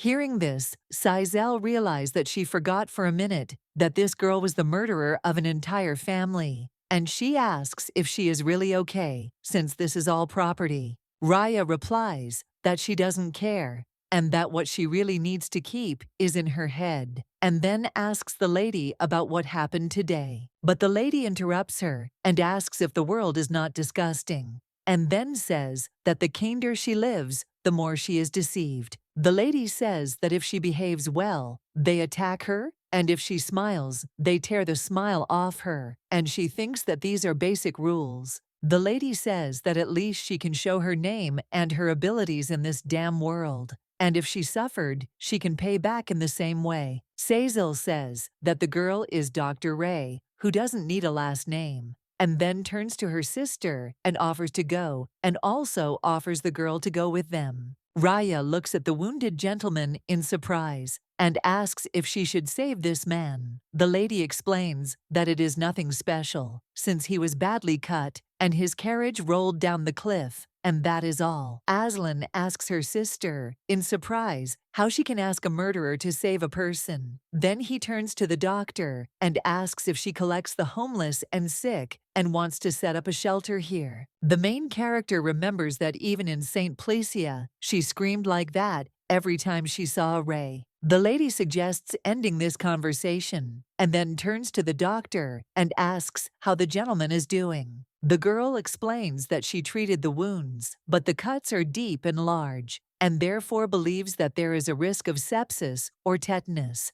But fortunately, organ damage was avoided, but he will have a fever for a couple of days tonight. Raya says that antibiotics must be used immediately, and the body temperature must be lowered. She believes that since the cuts have stopped bleeding, instead of stitching them up, it is better to observe the condition of the internal organs and perform a surgical operation. The lady says that she took the medicine and tools she needs from her booth, but thinks that it is not enough. Then she says that she will go down to the village and explain the situation and find the medicine. Hearing this, the main character objects and says that this man is wanted, and therefore she will explain the situation later, but believes that no one should know that this man is here. Hearing this, the girl asks in surprise if they kidnapped him. Aslan explains that this is not true at all. The lady suggests that the girl should not be seen by people in any case, and then asks if she can look for medicinal herbs here. Raya knows that anesthesia is essential for the operation, and remembers that she saw Keitel leaves in the nearby forest. The girl says that even if there are medicinal herbs, she needs someone to assist, and then she says that the lady will be embarrassed to watch this. Hearing this, the main character remembered that she had to hold her intestines when she had the operation, and then she assures that everything will be fine and she will cope. Sizel understands that her savior is very lucky, and while this lady takes care of him, she will do everything possible to ensure that he survives, and she believes that now she only has to endure a little bit since all his suffering is over. Aslan asks the lady where she is going. She replies that she is going to look for herbs, and suggests that her sister be there and protect this man. The girl with silver hair asks in surprise why this killer is also coming, and she wonders why she can't. At this time, the main character thought that if they went together, there was a chance that each of them would pull out a scalpel and a knife. Sazel turns to her sister and says that she trusts her and believes that she can look after him at least for this day. And at that time, she thought that perhaps she also feels something when she sees this man. The lady understands that looking at him now and judging by his eyes, a sadness arises that was not there before. The girl suggests to her sister that they simply make a stuffed animal out of him, since she thinks that they will sell it well. Raya asks the lady what's wrong with her. She says that she and her sister will carry those medicinal herbs themselves, and Raya should just look after him. Sizel says that she wants to stuff him and understands that who knows what she can do, and also thinks that it will be difficult to hear something like that from the doctor. The girl replies that she is not against it. The lady says that she does not really like the stuffed animal, but it is a pity to save only its skin, and she believes that if it is a perfectly balanced body, then making a sample from it will help in many ways in the future. However, the lady screamed and turned to the girls and told them not to come near him, but to leave both of them, and then she kicked them out of the room and locked the door. Sizel turns to the guy and asks if he knows that if she closes her eyes, she sees a world in which her intestines are being taken out. At this time, the gentleman remembered that when he was little, his father asked him if he really thought he had enough rights to become a good master of the Erbios duchy. The words that I heard most often from my father since childhood were the right to be the heir of the ducal family. This means that this is an innate right. The father turns to his son and says that if he doesn't want to, he can say so at any time. His Majesty invites him to enter a larger world, to hear and try as many things as possible, and then asks if he has already realized what the world is like now. The boy understood that his father's opinion about giving him the position was different. After all, he acted as if he really could refuse at any time. Kartsa believed that he could not do this because he was born with the blood of the duchy and blessed by the goddess Sart, and his duties throughout his life were carved in stone. The young gentleman asks his father if he made any mistakes, and at that moment, he thought that he was sad that he was going back to the academy tomorrow, but he understood that he and his father had a strained relationship. The boy asks if it is possible that he missed something or made a mistake that he himself does not know about. His Majesty objects and says that the only problem is that he has done nothing and believes that maybe it is even for the best that he is smart. Father says that the world he sees is not everything. After all, where the knees of those who kneel before him are directed where the eyes of those who bow their heads are looking, and he believes that soon he will become an adult, and therefore he needs to see what he has not seen. The son asks his father why he says that. He replies that if not him, then no one will say these words to him, and then asks if anyone in the world can say something like that. His Majesty explains what is easy enough to understand at first glance. At this time, the main character says that this is a shitty world, and she thinks that if they let their guard down for a while, something bad will happen, and she wonders if she can survive in this life or not. The girl turns to her sister and asks what she is doing there. Sazel says that it's been 2 days, and she wonders if it's time for him to wake up. Raya says that it's still a long way off. After all, she gave him a lot of medicine, but he's still in a coma. The doctor says that in any case, the operation was successful because there are no consequences, and believes that there will be no consequences in the future either. Hearing this, the main character says that thank the gods. Sazel looked at the cut eyebrow and asked what to do with this scar. Raya says that this is the limit because only first aid was provided. And however, a little later, it can be removed with the help of a magic ointment. Aslan looked at the main character and asked what kind of relationship she has with him. Raya said that she was also interested because she was hiding a wanted criminal and even treating him, and thought that it looked like they had a difficult relationship. The girl turns to her sister and tells her that she was worried because she had turned pale since that day in the carriage, and so it is obvious to her that the two of them have a close relationship. The lady explains, screaming that she is simply afraid that they will finish him off, that's all. And then she claims that in any case, she has nothing with him. The girl wonders, what then? After all, she is so desperately saving a man with whom she has no connection, and asks about it, and then reminds her sister that she said she was not a fool. At this time, Sazel thought that she didn't know what other excuse to give, because she understood that if she said that she knew the future, she would be treated like a madwoman. The lady explains that this man is some kind of insurance, and she doesn't know how to explain it now, but if they sow the seeds now, they will be able to reap the fruits later. And if this man dies, then the world will be in chaos, and then they will find themselves in a cruel environment in which they will not be able to cheat and live for their own pleasure. The lady does not know how to explain the logic of such a miracle. And then she says that when time passes and something important happens, they will understand her decision today, and she knows that it is difficult and suggests to be patient until then.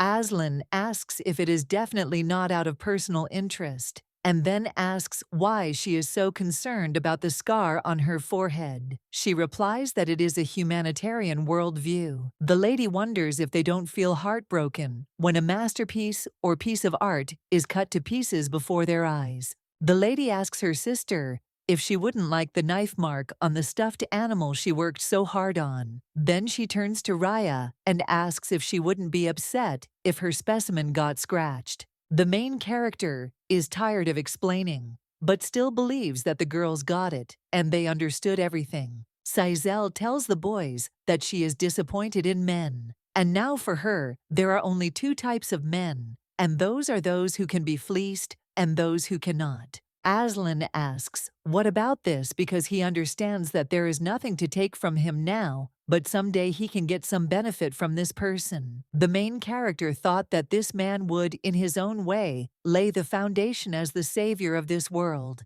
and believes that therefore it is enough for her to use this foundation and take care of the final result. Aslan asks if he suddenly doesn't wake up, can he be stuffed? The lady looks at the girl in surprise and asks what kind of person she is. Sazel looked at the gentleman and said in surprise that he just moved his fingers. Raya assures the lady that she was mistaken, and then explains that there is no one who can wake up so easily from such intense anesthesia. The main character thought that the doctor's words must be true, and she thinks that she needs to cover him with a blanket. Suddenly, the lady screams and says that his eyelid twitched. Aslan asks in surprise what she is talking about, and then asks why she is doing this to a nearly dead man. Raya claims that she has never seen anyone wake up from anesthesia in 2 days, and then she says that theoretically, to wake up from such a strong anesthesia, you have to drink more than 20 types of poison since childhood and change the composition of your blood.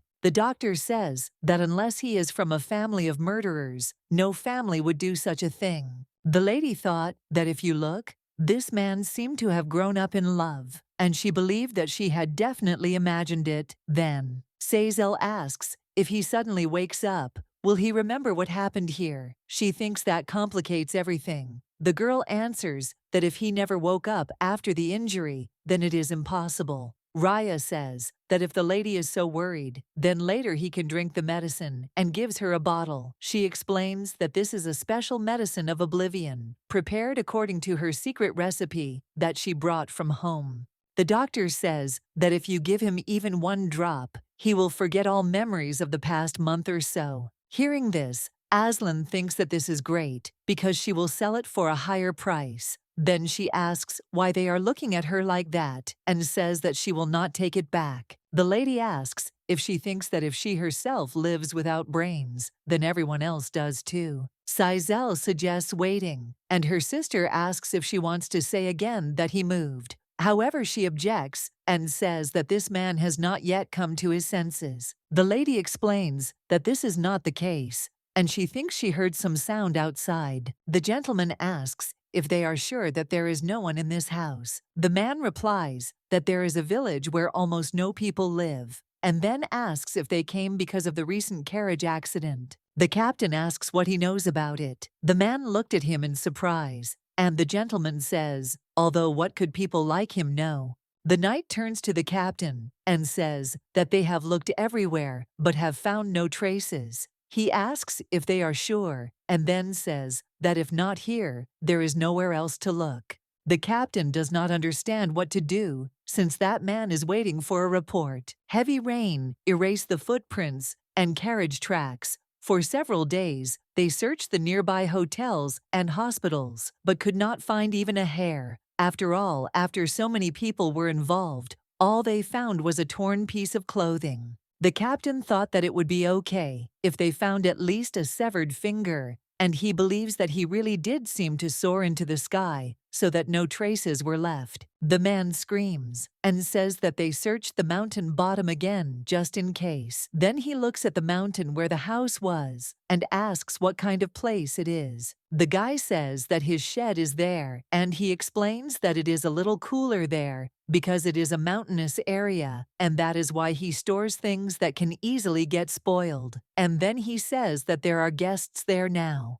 Hearing this, the captain screams and reminds him that he said there were no strangers in this village. He claims that these people are just noble ladies. The captain wonders what the ladies are doing in such a place. He replies that they said they came here to recuperate, but in any case he doesn't know what they're looking for, and therefore believes that those people have nothing to do with it, since they're not in good health and are very weak. Sir, you suggest that he shut his mouth, because he will go and check everything personally. Aslan, seeing the men, asks who they are, and then says that her mistress is there. However, the man did not even listen to her and told her to get out of the way. The owner asks the lady if she is there, and then explains that they will come in briefly to check. The captain calls him a fool, and then asks why he asks. He thought it was funny that a lady from a noble family was recuperating in such a mountain valley, and he thinks that such a stupid peasant might not know, but his eyes are not deceived. The captain opens the door and tells his knights to search everything inside. Sazel, lying in bed,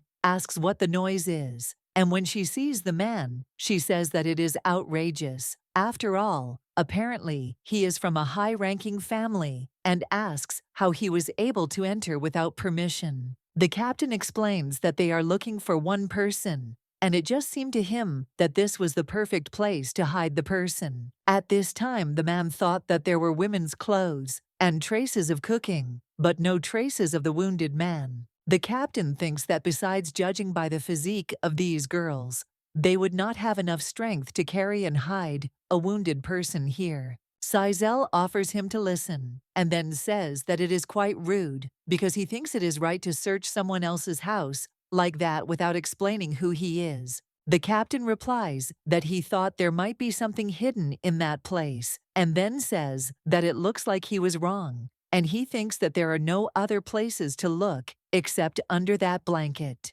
The gentleman approaches the lady and says that in any case, it seems she is very ill, judging by the fact that she was unable to get up when she saw the guests. The main character replies that she didn't get up only because she doesn't see the need to be polite to such a rude person as him and to get up for such uninvited and ignorant thugs. Sizel says that she was not born into such a simple family, that she would welcome people who express disrespect towards her. The captain wonders what kind of family such a noble lady comes from, who lives in such a wretched house, and the lady replies that before asking her about such things, she should first find out who sent such a rude person as he. Hearing this, the man became very angry and then asked how she dared to say that. Raya looked at the lady, and in her gaze she saw the question of whether to finish him off, and she also shook her head, giving a sign that it was still too early. The main character thought that there were too many enemies to make hasty conclusions, but it wasn't that she didn't trust Aslan and Raya,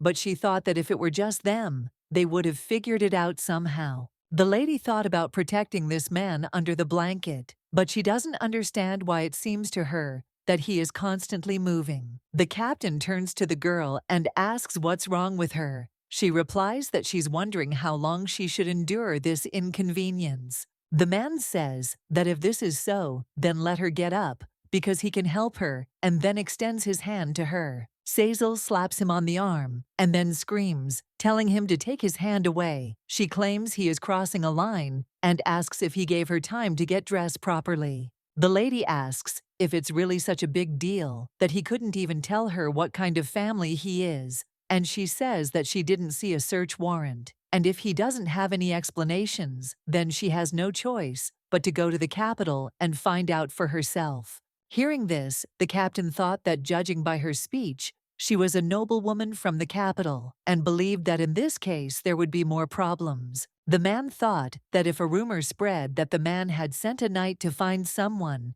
then the source, or whoever was behind it, would be revealed in a matter of seconds. The captain reports that first of all, he admits that he was hasty and acted rudely. The lady says that this is the first time she has encountered something so disrespectful and absurd, and then says that her father will not just let it go. After all, her father is a man who knows everything. The main character knows that her father is in heaven and thinks that everything must be so. The knight turns to the captain and says that if in such a situation the problem increases, the captain turns to the lady and asks for forgiveness for this incident, only if all the lady's words are true. The lady says that this also concerns him, and then suggests that during the next visit he prepare an order, or at least a seal, and only if this is an honest matter. The captain turns to the knights and informs them that they are returning to the city, and then asks if they have replenished their drinking water supplies. The knight says that there was a well here, and everyone quenched their thirst, and offers the captain to drink too, since he knows that on the way to the city there will be no place to get water. The captain drank some water and then said that if they had finished drinking, they should hurry up because they needed to find out something. At this time, the lady says that she needs to get out from under the blanket quickly because she was too close to this man. When the girl saw the guy, she was surprised because he was lying flat. Raya tells the lady that now is not the time for this, and then says that they need to get out of here quickly because she believes that if they get to the city and conduct an investigation, the lie will immediately come out.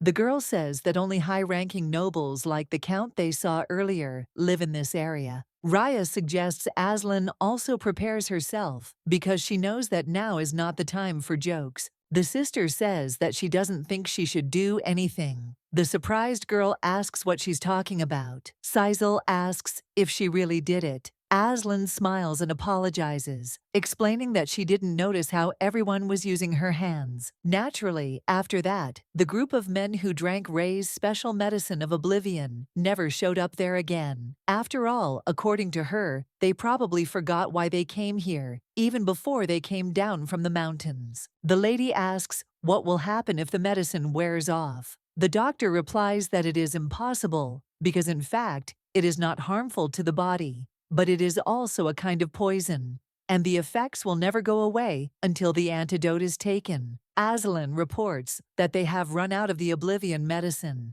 and she does not understand what they will do next. The doctor says that even if you do it again, it will take a week because it needs to steep, and in the meantime, if this person comes to his senses, there will be no way. Raya says that in a hurry, another drug can be administered. But after using such a strong anesthesia consistently, it is difficult to guarantee that he will be able to wake up, and therefore there is nothing left to do but prepare the drug.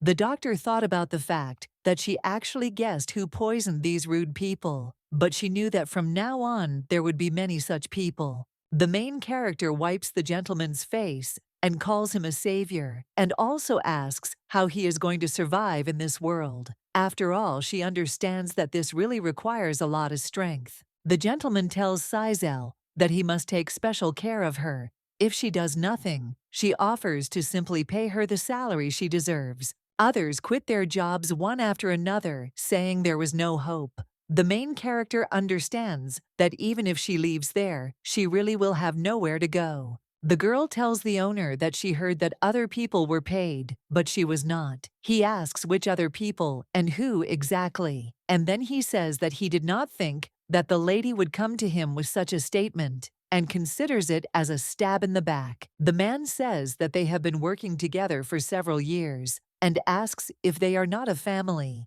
He also asks if they should argue over some pennies. Sizel says she hasn't paid rent for 6 months and is about to be kicked out. She also barely tries once a day. The girl spent all her savings and waited for her salary, which was not paid for 6 months, at a job that she barely held on to, and she thinks that someday he will understand and at least thank her for waiting so patiently. The main character understands that she has no choice but to believe, since she has neither the confidence nor the courage to compete with him. The owner says he thinks he has had enough of this, and then tells her to look for an easier way to live. He says he will take good care of her, and thinks it is not even comparable to her low wages. When the owner started pestering the girl, she saw a stone near her and then hit him. At this time, the main character realized that she had nowhere else to run, and believed that this was the end of her life. But she didn't even know how to describe the feelings of a person who accidentally committed murder. And this was the first time she felt so stupid. Sizel doesn't understand why she can't express her feelings properly. She feels like she's making everyone else's life shitty until the very end, and then leaving this fucking world alone. And when the girl woke up the next morning, she did not understand why she had such a dream. However, she understood that after 10 years in prison, she had learned to express her feelings. The lady believes that this is a turning point in life, and not the end. After all, it was at that moment that her real life opened up to her. From that moment on, things began that she really had to learn in order to survive in this harsh world. Sizel thinks that if she had woken up later, she would have prayed for that dead bastard to go to hell, and she regrets that she woke up at that moment. However, the main character does not understand why she is in this place. And then she remembers that she fell asleep on a chair next to the bed, but does not remember when she climbed onto the bed. The girl reflects that if you think about it, it seems that someone was looking at her in the dark, but she understands that it cannot be the girl since they sleep well together. The lady doesn't understand why the guy is sweating so much, and she thinks that today is the last time she'll look at that face. After all, according to Ray, he'll wake up in about a day or two. The lady thought that it was time to put him in his place.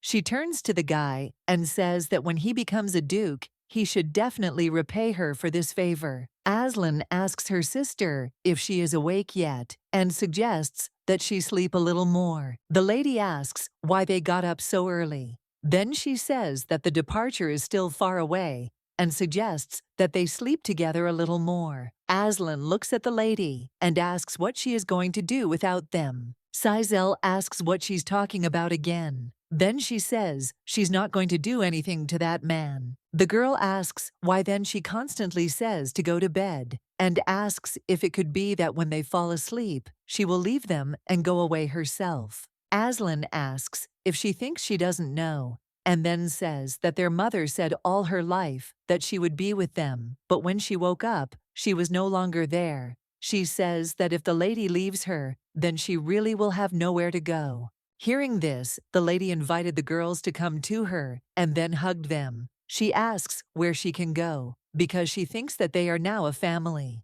The girl asks her sister where they will go now, and also wonders if there is any place. She answers that there are still 2 family members to find. Aslan asks if it is necessary to look for them. The lady replies that if there are 5 of them, then there will be a point. At this time, the main character thought that attachment is attachment, but business remains business, because she believes that this is also a reason. Sizel muses that if she wants to become a con artist who will destroy an empire, she can't afford to miss out on any skills. The girl asks which of the 2 they will look for first. She answers that at least they should find the one who has the skill of prediction. Her name is Melissa, and if they find her, then it will be easier for them to navigate in the future. Aslan asks who the last person is. The lady replies that the girl who changes her face and character every day, and then says that you just need to wake up the next day to find out. Sazel reveals that her name is Theodora, from her 70-year-old grandmother to the girl and teenager, and she is a master of disguise who can transform freely. Only by the next morning can you find out with what personality she decided to continue this day.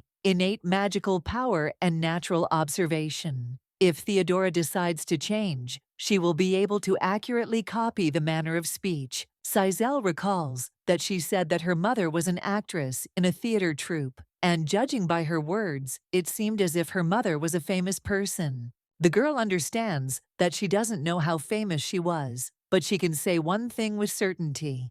The daughter surpassed her mother. The main character suggests first looking for someone who is easier to find, and one of them is in the southern city of Sambucus, and suggests starting from there. Hearing this, the silver-haired girl is surprised and says that she hasn't been to the south yet. Raya asks where they will go after the south. Sizel replies that it could be any place where they can get rich. Marquis Ervante says that in the end, everything turned out so that he can't even see his brother's face. The gentlemen ask the Marquis how such a catastrophe could have happened, and then they say that he cannot be sad forever, and therefore he should arrange a decent funeral in honor of the late Duke. The man heard this and screamed, saying that Kartsa simply had not been found yet, and he believed that a funeral could not be held without a body. Viscount Sion claims that until they find even a piece of his clothing, it was an order from His Majesty the Emperor that an official funeral could not be recognized.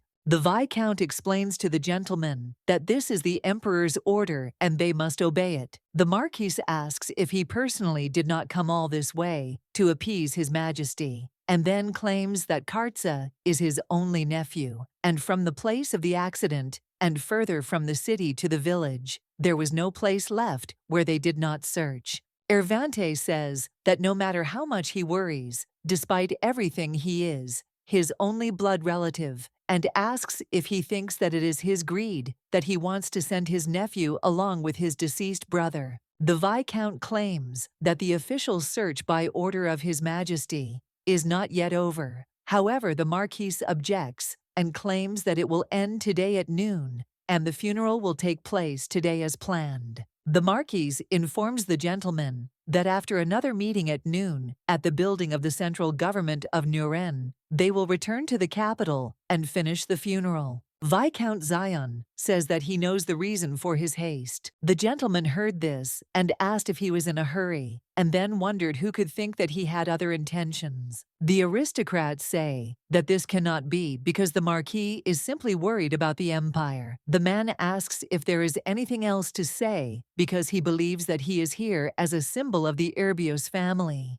The gentleman says that someone must lead the family to prevent civil unrest, and he believes that the closest blood relative is the Marquis. Zion claims that this is absurd because he believes that only a legitimate son can lead a family, and then asks if the history of the Sart, which has lasted for hundreds of years, does not say this. The guy says that as a symbol of the Erbios family, this is a tradition that was continued by the will of the goddess Sart. The aristocrat turns to the viscount and asks if this is not an inevitable situation, and then claims that the marquis is there primarily for the good of the empire. Ervante tells them to stop and then says that his words are true about how he dares to lead the Urbios family. He claims that it is beyond comprehension, and moreover such is the will of His Majesty. And then he says that he still remains the closest relative. The Marquis suggests that the Viscount see him again at noon, and says that if possible, it would be better if he prepared mourning clothes for the poor Cardzi, and says that on this he leaves. An aristocrat from the crowd says that he still believes that the Duke's son is alive, and asks who would easily refuse honors while being near the former Duke, and also wonders what will happen to him if the Duke who protected his back dies, and therefore he believes that he is clinging to his last hope.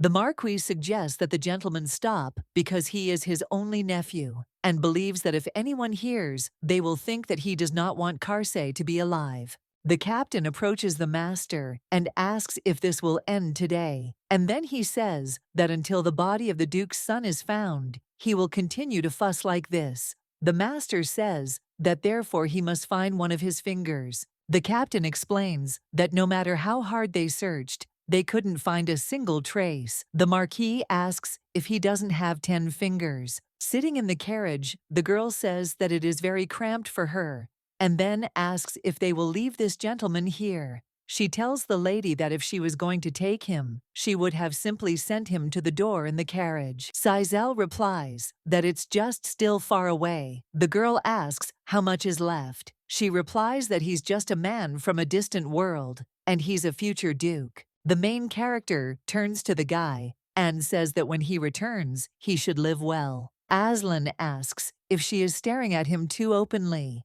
and reminds him that she herself said that there is nothing between them. Lady says that for the first time in her life, such a quiet man who does not lie and does not hurt her. Raya says that he is just a half pipe and asks if it is unnatural. The lady says that this is why they can part with good memories right now. The girl asks if they leave him here, will that guy definitely come? The lady assures that it will be so, because Edgar said so, and offers to take him down, since the Viscount is heading to the villa, and therefore a carriage will soon pass by. Sizel turns to the boy and strokes his face, and then asks him not to get hurt next time. Aslan says that he is a handsome brother, and if he ever dies, his stuffed animal will definitely be hers. And the main character tells Kartzer that in the future he should always be on guard, and also not recklessly believe what he hears and sees, whether it be blood ties or friendships. He should always doubt everything.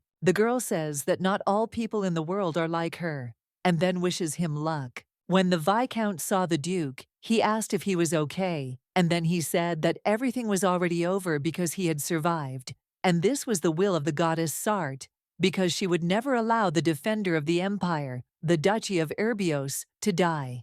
The Viscount says that he does not know whether it is a dream or reality, but at dawn after he discovered the master, he could not take his eyes off him because his mind was so tense. Zion asks if he knows how helpless he felt when he said he needed to prepare for his funeral. The Viscount asks how this happened because he only heard that the gentleman's carriage had left, and he had no one to ask about the accident. Kartza asks if his father's secretary told him anything. He replies that the man passed away this morning. He then says that he felt remorse for not being able to bring him back safely. The guy says that if he knew that the gentleman would return safe and sound, he would not have made such a futile choice. The Duke says he did the right thing. The butler asks where he was all this time, because at first there were no traces, and so they thought he was kidnapped.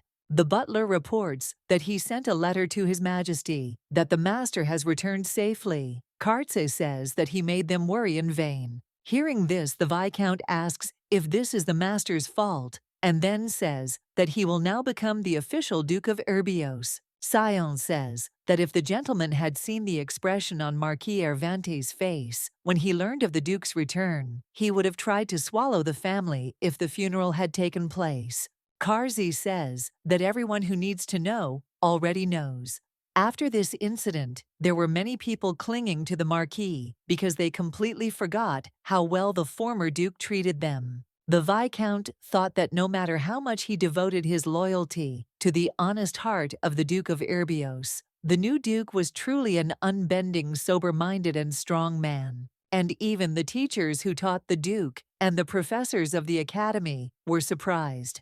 After all, he is the man who never turned from his path, even until the last moment when the previous Duke was alive. Zion thought that such a person even stimulates him, and he thinks that whoever was behind this should be revealed.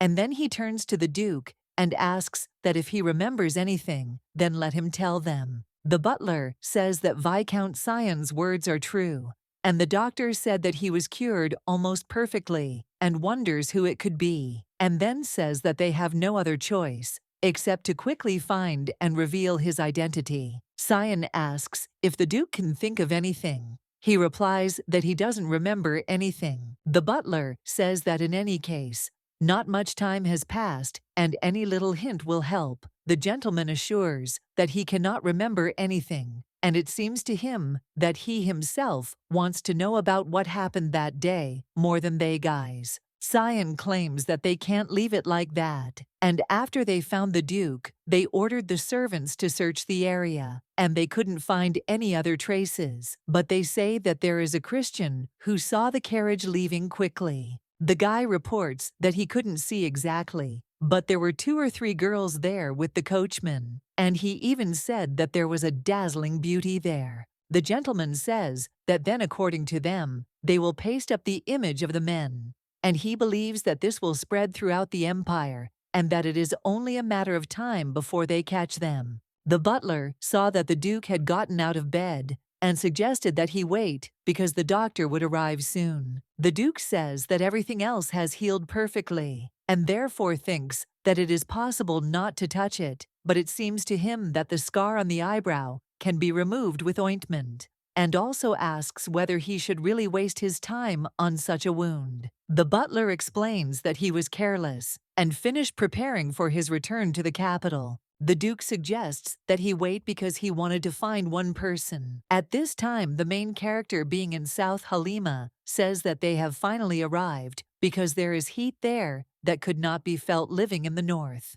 The lady says that in this place, the herbs grow only here, and asks if it is not wonderful. Aslan angrily asks how she will explain that it took them a whole week to get to the south. Raya says that her sister is annoyed on business because they were originally supposed to arrive a few days ago. She understands that such things will happen in the future, but she wonders if she really is not going to reveal her identity. The doctor thinks it would be easier to move around if they had a noble family pass. Then she says that they were hiding a wanted criminal, but they are not criminals, and she wonders if there is a need to hide their identity. The main character claims that this is not the case, and she thought that soon they will become wanted criminals. The lady tells her sister that then they will change their names here, and asks if that won't be more convenient. The girl asks what to do with the pass and how to change names, and also wonders if they also change their last names, and what if they ask what family they are from, and she doesn't know what to answer. Sazel wonders how they can ask her that her sister asks who they should ask about her name and family affiliation.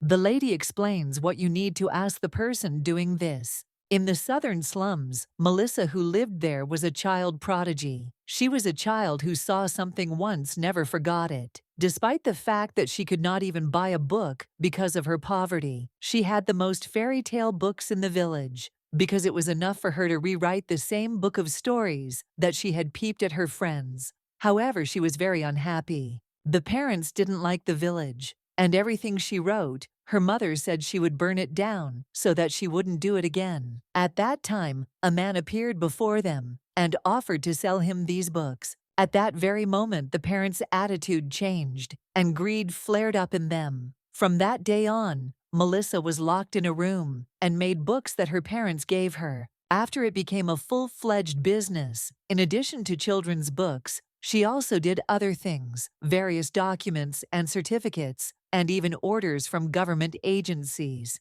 Melissa was a genius of forgery, and the perfect skills to recreate every memory of her head, and the color and material of the paper were the same. However, this was not enough for the parents, and eventually they opened a printing house. These were fakes that reached the level of art. Even later, the court could not determine exactly how many documents had been forged. The judges, desperate to preserve their honor, roughly determined that 10,000 documents had been forged. Sitting behind bars, Melissa said that she sold 10,000 documents by the age of 10. And for her, both outside and prison are the same. The girl explains that she couldn't see sunlight, and all that was required of her was to do only documents.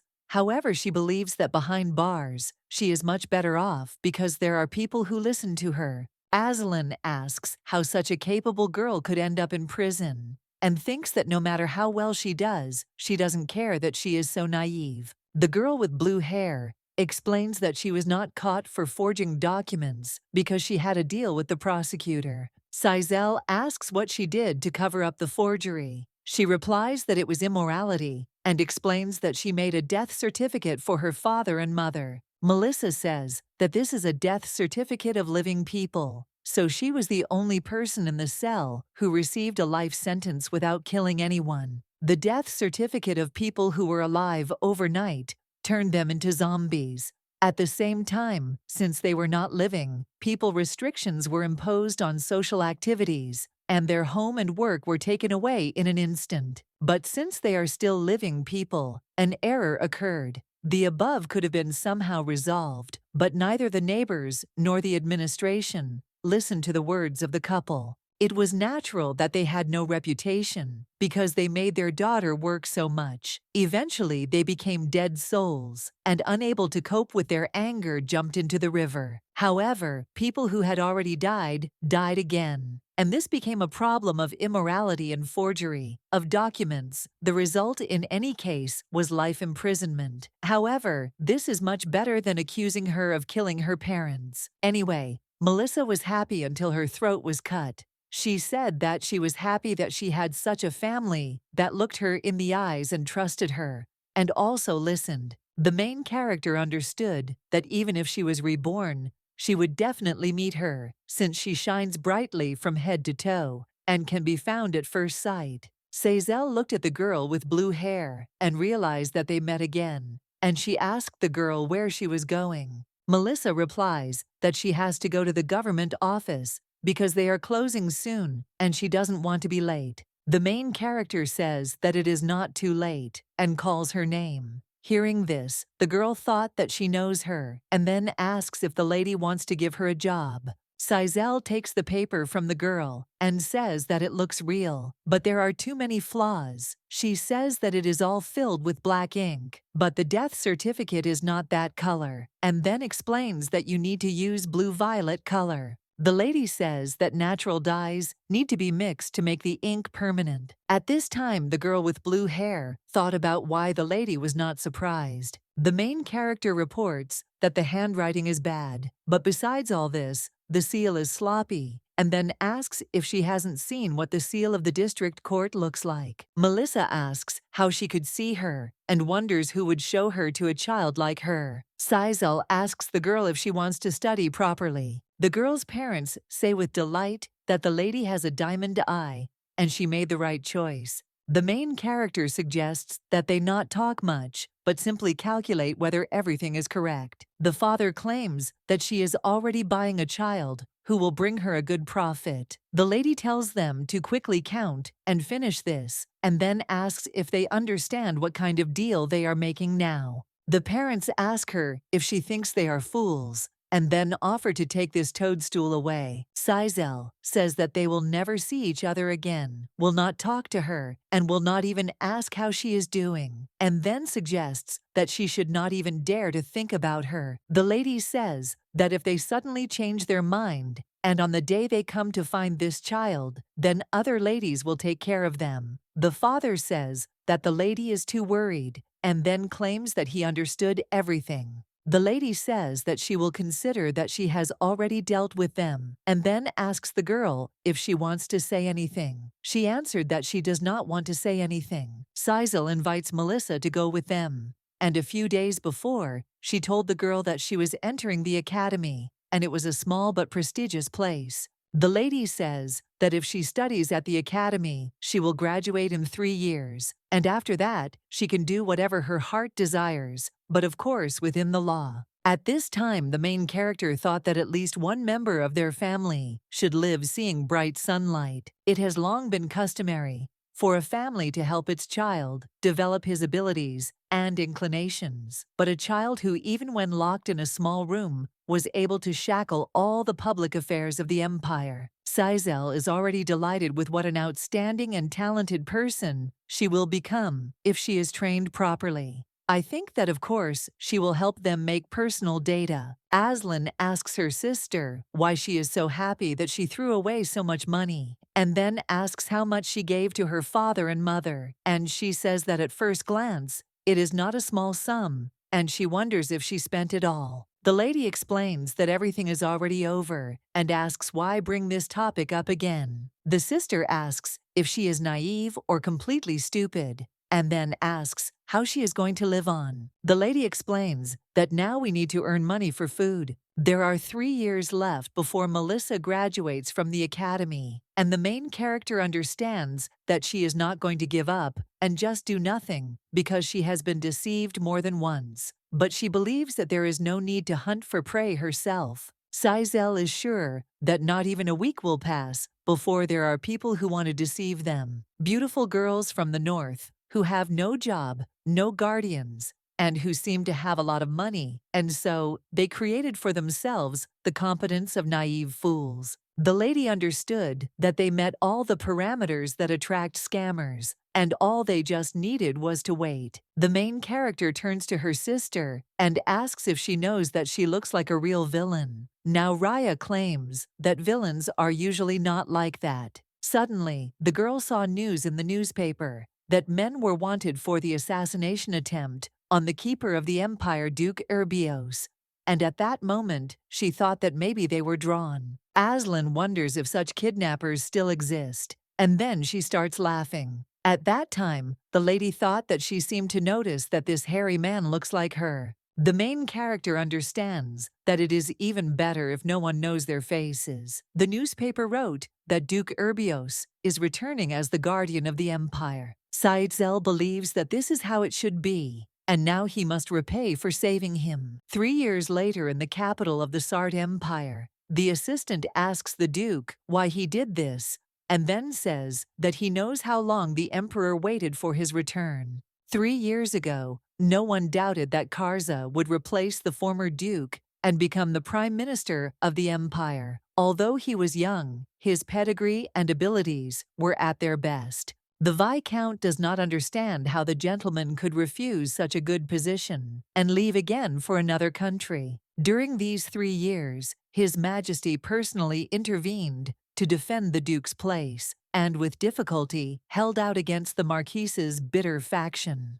Karzi says that if this position, which can hardly be defended by someone's persuasion and coercion, is so unstable, then Zion asks why he refused this time, in response to His Majesty's request to help him at the audience. The Duke explains that he said that he would think about it and then give an answer, and then asks if these words are any different from a refusal. The Viscount explains that this is a position that His Majesty has held with great difficulty for 3 years, and considers that he must strengthen it, and then asks if he knows how influential the Marquis has become and how many have already followed him. The Marquis saw the Duke and said that it seemed the audience was already over, and then he said that they had not seen each other for a long time, and when he heard that he had arrived in the courtyard, he hurried to him. Karza says that it is good that they met like this, and explains that he was busy with accumulated affairs since he was in a position where he had to take on important affairs of the empire and make decisions. The man with red hair asks how much effort the Marquis has put in during this time, because he believes that age is wisdom after all. The Marquis says that with age, he began to understand how important family and blood are. The Duke says he's sorry, and the man with red hair asks why.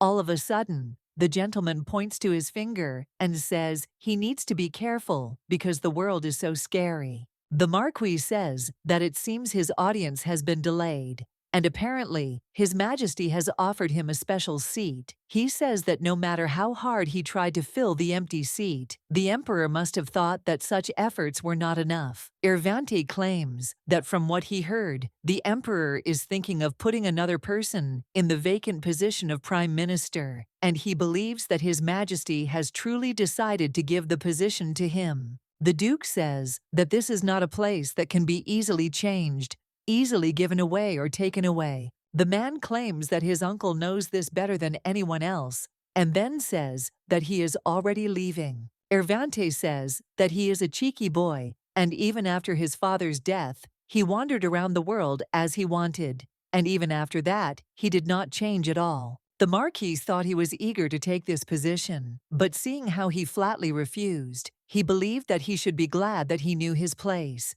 The captain tells the gentleman that this is not the only thing that should worry him. Now he asks what he means.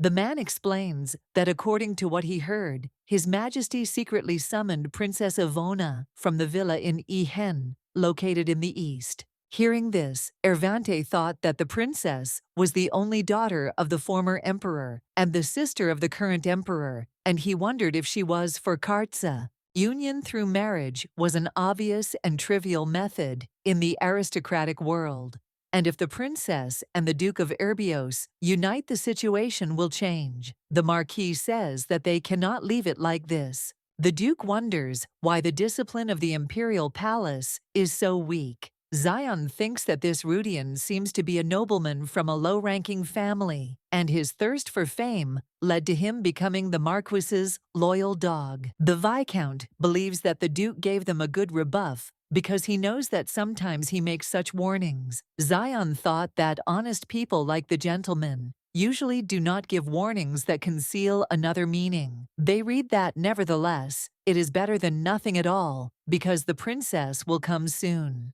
Initially, they could have been engaged, and it would not be long before they met. The Viscount understands that they even come from the same academy and are suitable for each other in all respects. Kartsa looked at the guy and asked what was wrong with him. He assured him that everything was fine with him and thought that the problem was that the Duke was very indifferent to the opposite sex, and he didn't even hope that the gentleman would be happy with the marriage with the princess. Zion thinks that now it is necessary to keep his mouth shut so as not to make mistakes before they meet. And then he tells the master that he probably understood from the behavior of the Marquis that he demonstrated recently that they can no longer wait. The Viscount argues that even if it is difficult to accept the post of Prime Minister, he should at least have at least one official post at the Imperial Palace. Kartsa is informed that he agrees with him. Zion is informed that firstly, if His Excellency will manage some position, it will be easier to deal with the nobles. And then he is informed that if the gentleman is interested in something, then let him know about it. Zion claims that there are plenty of other positions,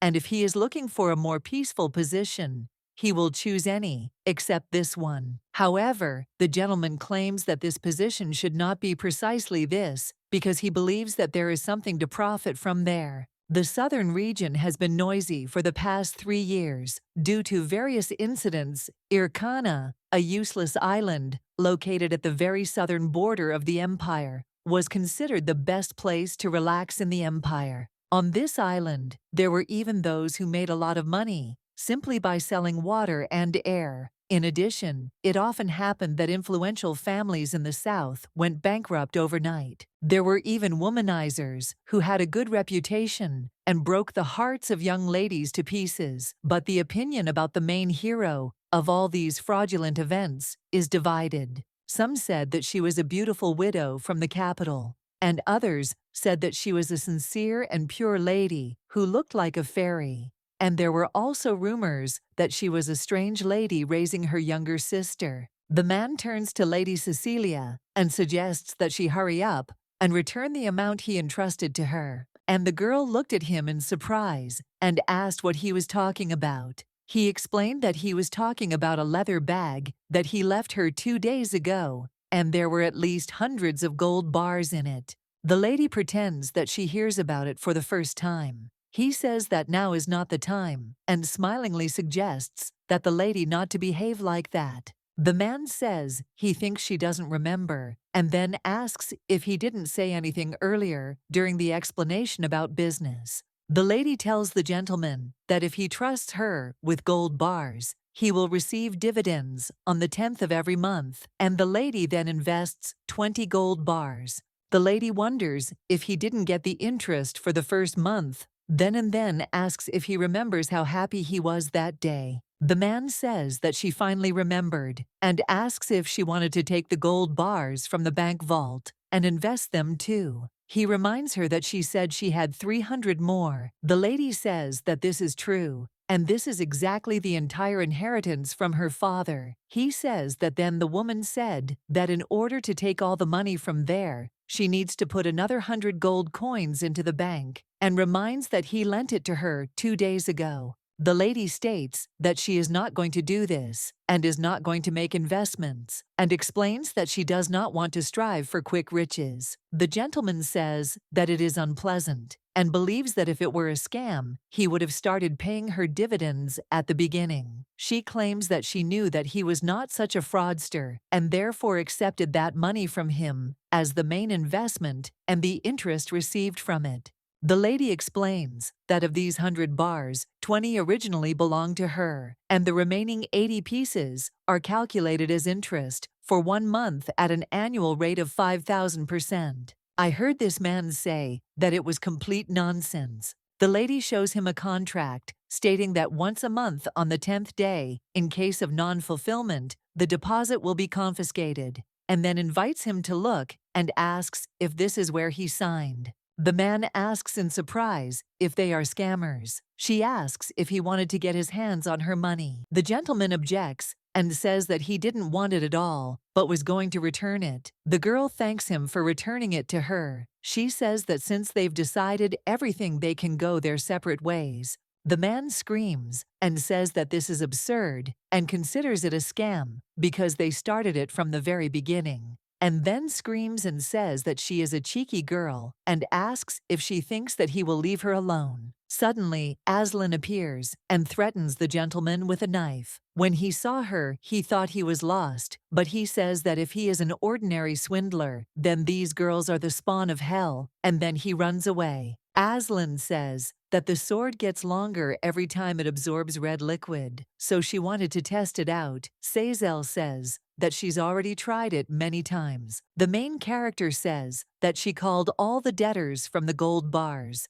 and then offers to take 40 pieces and distribute them to them, since she believes that in any case they need to return the initial capital. Hearing this, the sister does not understand why she should return, and also wonders why she is pretending to be a good girl. She says that because of the lady, they are called noble robbers. Cecile tells her not to talk nonsense and suggests thinking carefully about what will happen to the victims in the future if they cannot get their money back. The lady believes that there are no born villains, and if their property is taken away, they lose their minds, and there is nothing more for them to fear in this world.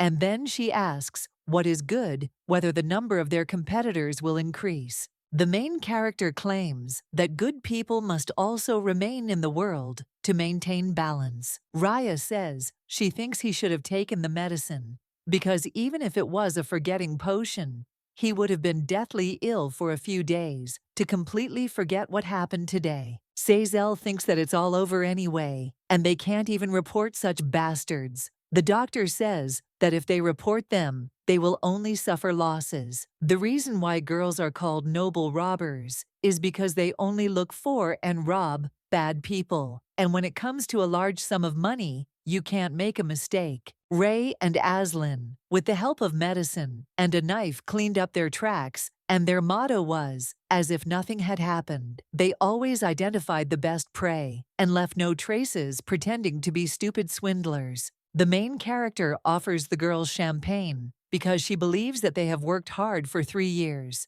There is no one left in this city that they could rob. The lady says that this is the last day in the South and thinks that it is necessary to celebrate well. The girl turns to her sister and suggests that they now take on a big deal and not such trifles. She claims that if they continue in the same spirit, when will they reach their goal? And then asks if she has forgotten what their goal is. Melissa says that now everything is over and she can forge any document and can also manipulate laws. At this time, the main character thought that she was not even so happy when she graduated with the best grades and passed the civil service exam, and she thinks that she is the same as she was then in St. Placia. Melissa reports that she found out about what they had said earlier about the records of the National Office for Missing Children. The girl explains that if you go to the archives of the Human Resources Department of the Imperial Palace, there will be information about orphanages for homeless people and wanderers, and all this data is recorded in accounting documents. Melissa says that she got a job in the department where they collect information about people so that they can find her when they go to the capital. After all, she thinks that she will be able to immediately find out where the child they are looking for is. The lady turns to the girl and says that she could get a better job, but because of her. However, the girl interrupts her and objects and says that she must have all sorts of reasons to find this man. Sizel agrees with her and says that they just need to find one more, and then they will be the perfect family. She says that the Human Resources Department sounds like a silver city where officials spend their time peacefully before retiring. The lady believes that in such a place they will be able to best control the situation, and believes that this place must be run by someone without money, without experience, and without will. Melissa says that this famous duke will be her boss. Hearing this, the main character was surprised. At this time, the boy turns to the duke and says that from this moment on, he has memorized everything. The young gentleman asks if he didn't tell him to call him brother. The boy asks, how dare he? The duke says it's okay because he can call him that, and then asks if there are any other difficulties. The guy explains that the duke is looking after him well, and then asks if he can be of use to him. The young master says that he just needs to remain as he is because he believes that this is enough. At this time, the butler watching the gentleman thought that he was a very kind person, and after returning to the capital, he actively met with children in whose veins the blood of the Urbios family flowed. The only valuable heir in the direct line is Duke Karzi, but he also has several cousins. Among them is Mr. Cedric, who is very smart, learns quickly, and has some use for his education. The butler informs the gentleman that there are letters awaiting a reply. He asks where the letter is from. The butler explains that Princess Ivona has returned and thinks it would be a good idea to have a joint meeting. The man thought that the content of this letter was actually quite obvious. After all, dozens of letters arrive every day expressing the intention to become the Duke's wife. The butler thinks that at least these letters are sorted through him, since the head of the family, who is not interested in marriage, finds it difficult to read letters with such content. The Duke asks if that's all. The servant replies that that's not all, but there's one more, and when the gentleman opens the letter, he asks the butler in surprise to bring him some tea. He replies that alcohol would be better. At this time, a man sitting at the bar says that he was glad to hear that His Excellency Duke Urbios has returned. His friend says that he has now fully settled in the capital. The man asks who will protect the empire, if not the Urbios family. Having heard this, the main character realized that the handsome man must protect the empire. Suddenly, a guy comes up to the girl and asks what she's muttering incessantly. Then he says that she looks good and thinks that the South seems to have done her good. The lady offers him to hurry up and says that he learned about her request there. He replies that in 3 years, he learned everything that could be learned. and then says that there are no traces. The man says he visited their orphanages and slums, and these girls were easy to find because she gave him information about their location and appearance. But this time there is no information. The guy says that rumor has it that her sister got a job in the human resources department, and then asks if it wouldn't be better to look there. At this time, the main character thought that Kartsa was the man, and everything about him was fine, except for his unwillingness to rise to a high position. And until now, to find the necessary information, she bribed people with money. Sizel understands that this man has a lot of money, and she can't understand why he went there. And if he's too young to be a prime minister, he could have just become a minister. The main character thought that the Duke could have taken any other position in the government, because he thinks it was much better this way. And then she says that she barely saved him, and he repays her this way, and she thinks that she didn't even imagine that she would be so tied hand and foot. The original plan was to find Theodora, and at the same time, commit a big scam to last the rest of his life. However, the lady understands that if the Marquis gains power, it will not be easy for them. After all, he will destroy the social system at once and put his subordinates in key positions, and will rule the empire as he pleases. Sizel wonders why she is worried about this man. She realizes that they have little time to find Theodora and commit a major fraud. The girl understands that the capital is big, and if you open your eyes wide, you can easily find some fool. The main character saw Duke Urbios passing by. The guy asks why she suddenly became so nervous. Edgar says that since they have already finished their conversation, he should probably go. She asks if the Duke has much to do, and then objects and suggests that they just pretend that he did not hear anything. When the guy was about to leave, the girl stopped him and asked if he hadn't said that the Duke didn't have his own family and that he wasn't a greedy person at all. Edgar says that it is true, but he has already made it clear that in this world there is something that you cannot reach out to with your little hands. At this time, the main character thought that no matter how much she hurried, she shouldn't touch the Duke. He has a lot of money, and he is a simpleton, but he doesn't meet one of her criteria. Sizel realizes that the Duke cannot be so stupid that he can be robbed so easily. Edgar says she should just give in since the Duke already has a lover. The lady asks what that means. The guy asks if she knew that the gentleman was going to meet with the niece of the Marquis Irvinite. At this time, the girls were standing on the street, watching the Duke's carriage. Melissa says that she knew that the capital was completely different from her native land, and even the color and patterns on the carriages were different. Raya says that someday their Melissa will be able to meet the Duke of Urbios in person, and believes that someday this time will come. The doctor looked at her sister and asked what was wrong with her, and then she asked if she was mad again because she only praised Melissa. Aslan objects and says that not at all, and then asks who needs her praise anyway. Raya says that Melissa will work next to Duke Urbios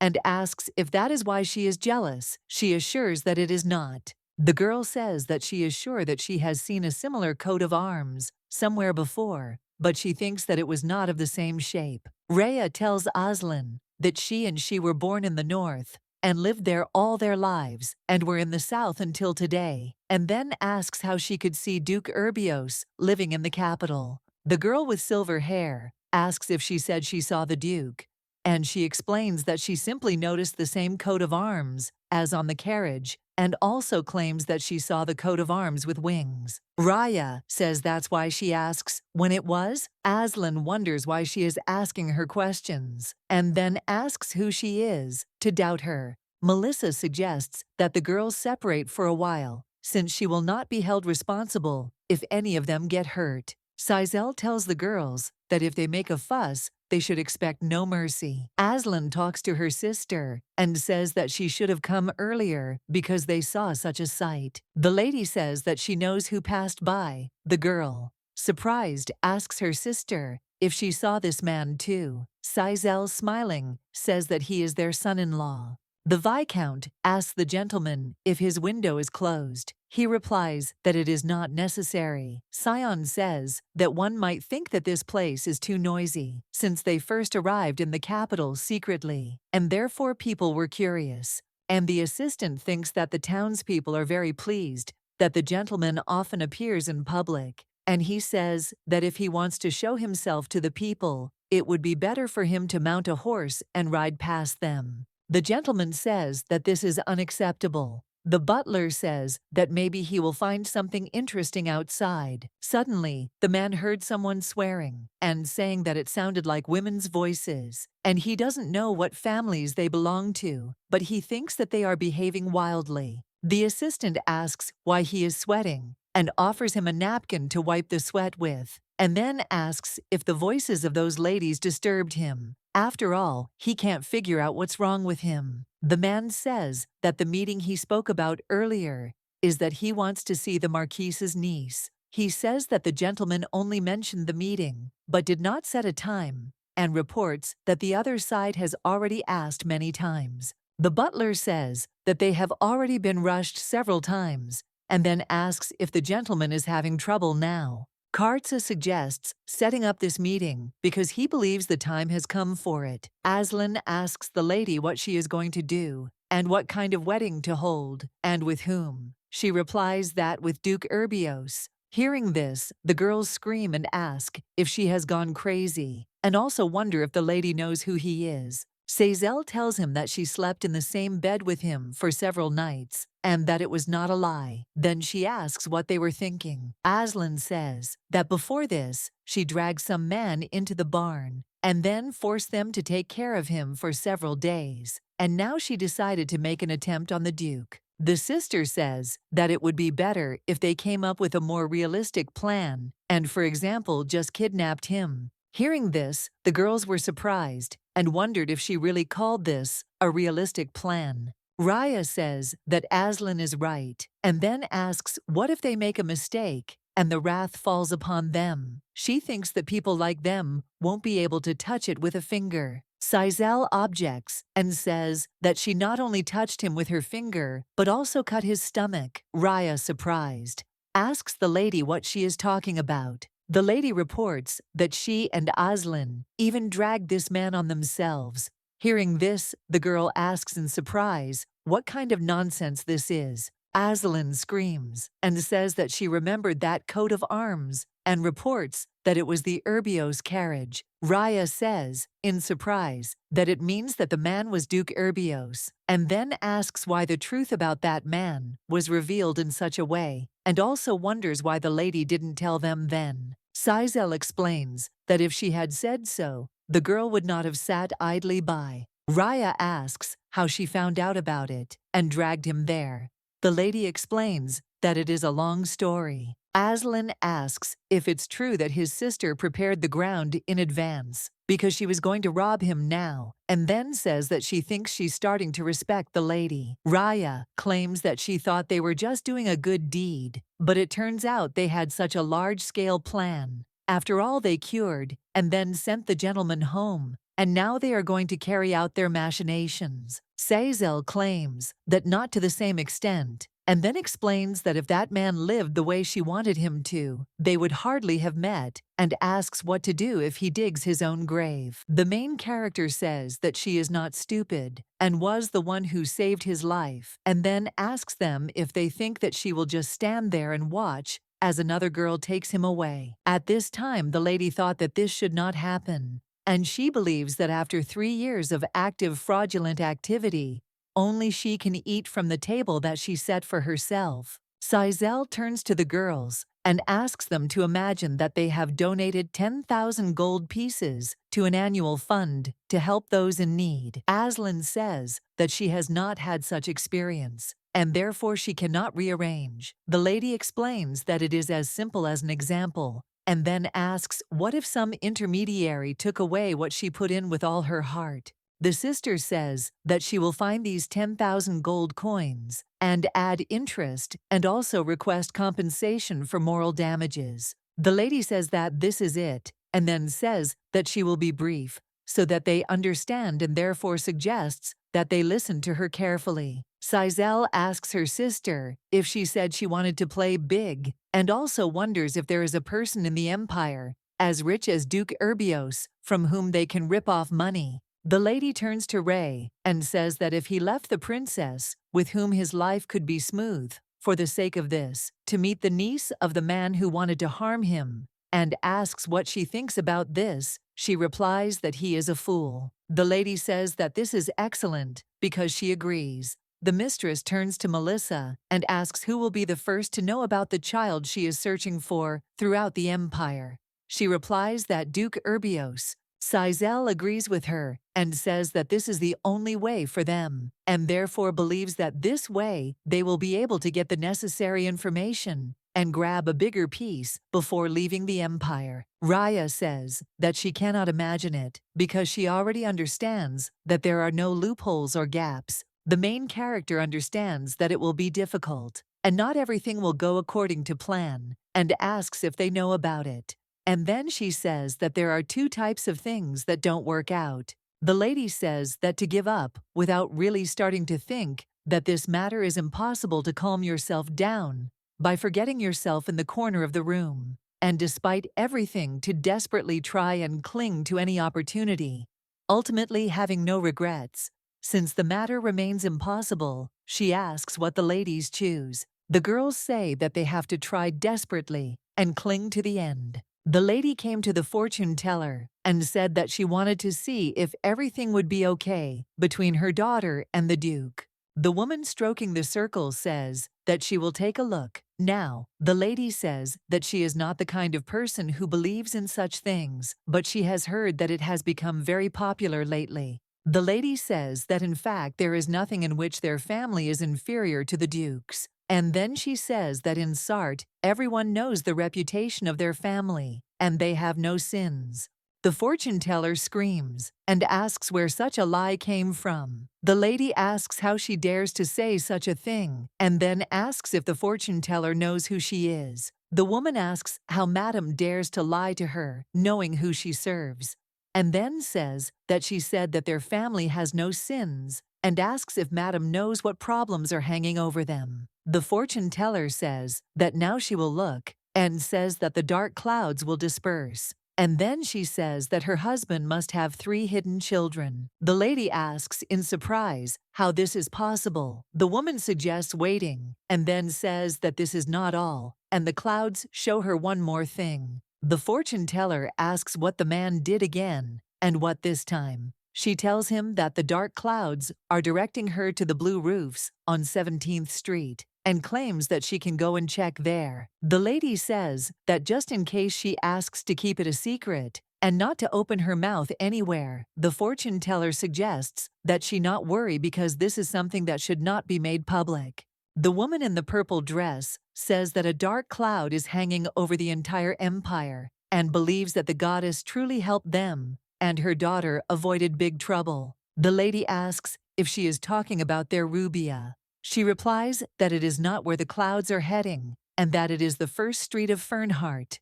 The Marquise claims that if she is talking about the first street of Fernhart, then Duke Urbios is there. And then she asks the woman if she knows that today's conversation is a secret. When the ladies left, the girl smilingly asks what other secrets, and says that these were the most talkative mother and daughter of Biena. And now in 2 days, everything will spread. The main character asks if there are any more rumors to spread. Aslan says that it is not just a rumor, and then asks if she did not see the expressions on their faces, and claims that they will make a mountain out of a molehill. The girl says that nobles are people who believe only what they want. The lady agrees with her and says that she is right. Sizel turns to the girls and offers to take them gold coins.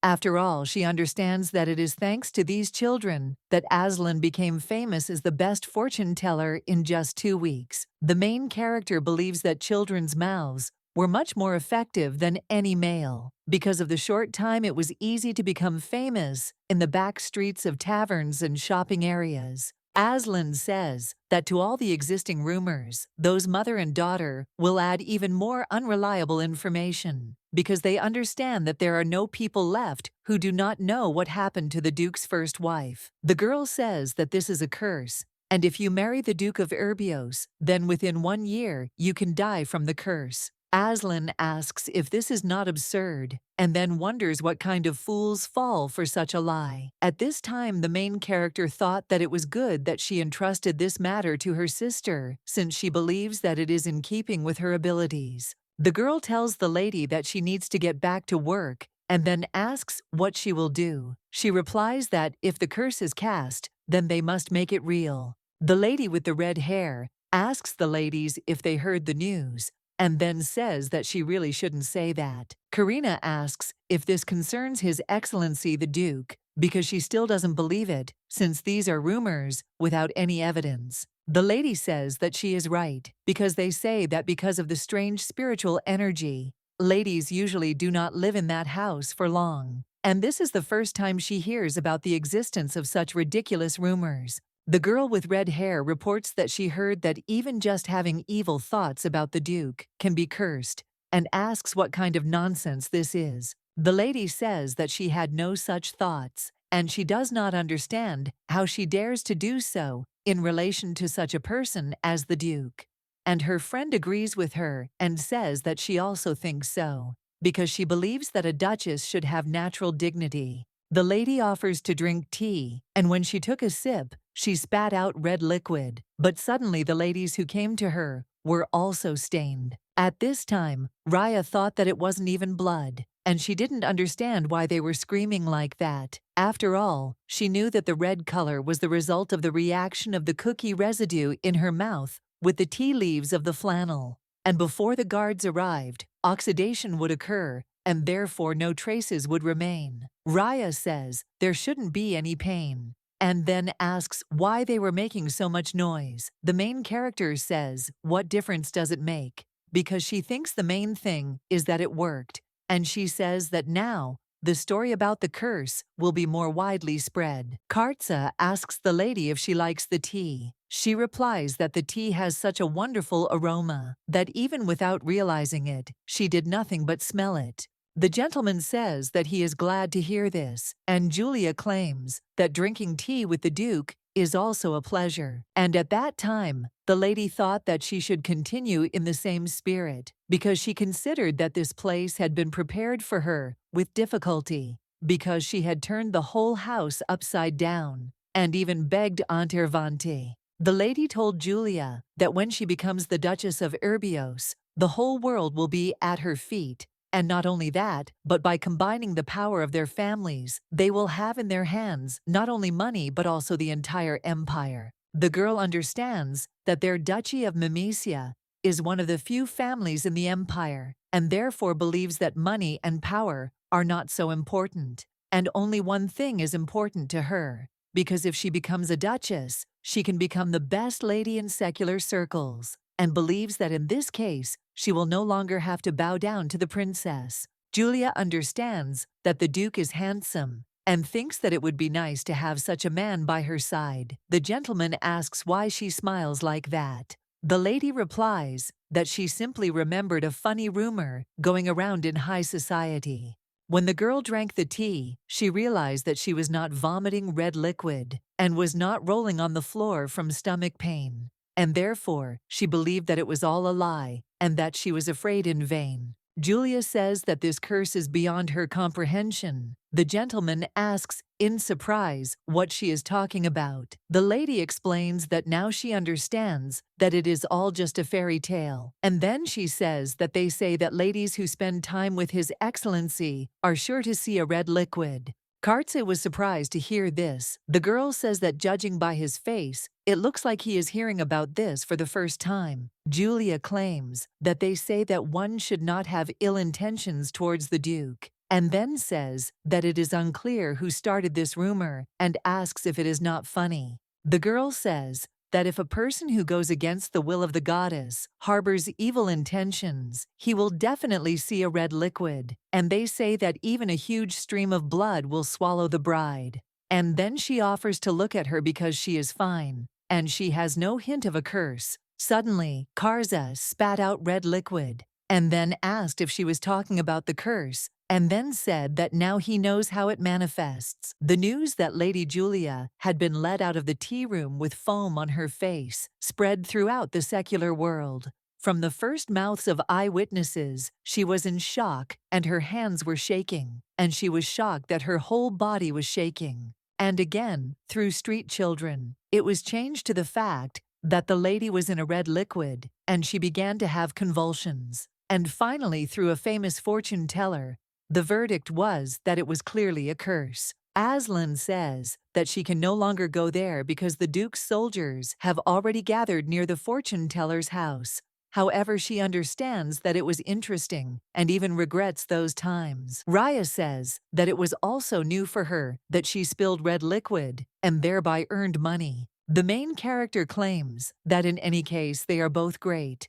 The sister asks what the next step will be because she thinks that now is not the time to take a bath so carefree. Asen turns to her sister and says that now all competitors have been eliminated, and then asks if it is time to show herself to the bride. The lady asks Melissa if she will give her what she asked for, and then suggests listening carefully, and reads that from the northern town, based in Paran. Baron Farzan's eldest daughter, Iris, has chestnut hair and a gentle disposition. She is a gentle girl with a shining smile, and she does not give up, despite the difficult family circumstances. And then she says that this girl is her. The main character asks how they like her smile, and also asks if she looks friendly. The girls say that she really does look like a completely different person. The lady explains that naturally she learned this acting skill from a great master, and he told her that she should cast aside her shyness because the person she imagines in her head is her. Asen asks if they can't just use her real name because she thinks that it doesn't matter who she is or what backwater she's from, since no one in this city knows her. Saigzul says that she would like to do the same, but she thinks that she has already done many things up to this day. The girl asks who Baron Farzan is and whether such a person even exists. The lady explains that this is his uncle's family, but to be more precise, this is the name of the family that sold their uncle's title, and she doesn't even know if he is alive now.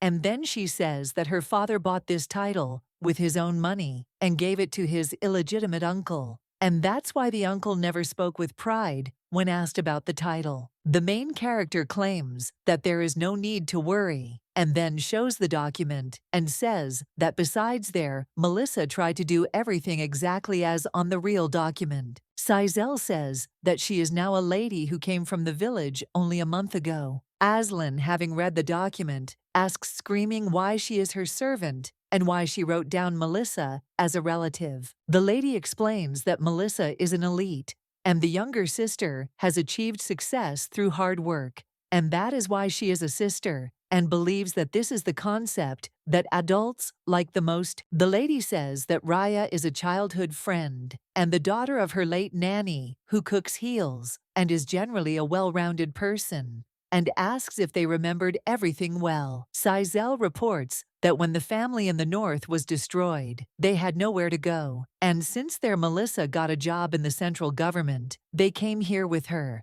And although it is difficult, the four of them are trying to survive in this harsh world as a family. The lady says that she once heard that the duchy was looking for a bride to drive away the greatest evil, and in that case, she might try for the sake of the rest of the family. Asen says it's certainly possible, but he thinks the story is too outdated, and it sounds like some kind of parody of a theater play that was popular a few decades ago.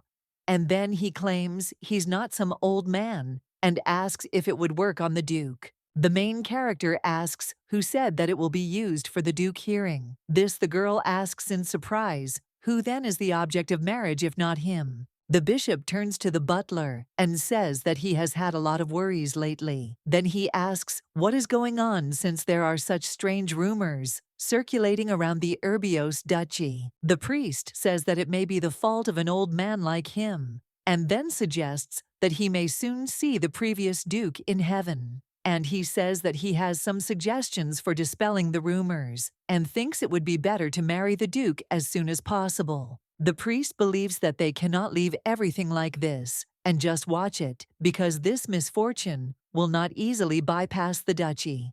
And he understands that even if this is a fictitious marriage after a year, the rumors about the curse will dissipate. The butler says that he has also thought about it, but he understands that it is not such an easy matter. After all, rumors have already spread throughout Vierne, and everyone knows about the curse, and he is interested in whether there will be a family that will dare to marry off their daughter. The bishop says he will pray to the goddess so that the butler can find peace of mind. Suddenly, the butler saw the girl and then said that he does not know this lady, and he wonders what family she is from. The priest says that this is Lady Iris, and she has not long arrived in the capital, and she is from the baron's family. The butler says that judging by the fact that she came to pray early in the morning, it seems that she has a desire that she so wants to fulfill His Holiness objects, and explains that he has been watching her for some time, and she is not one of those who tempt such desires.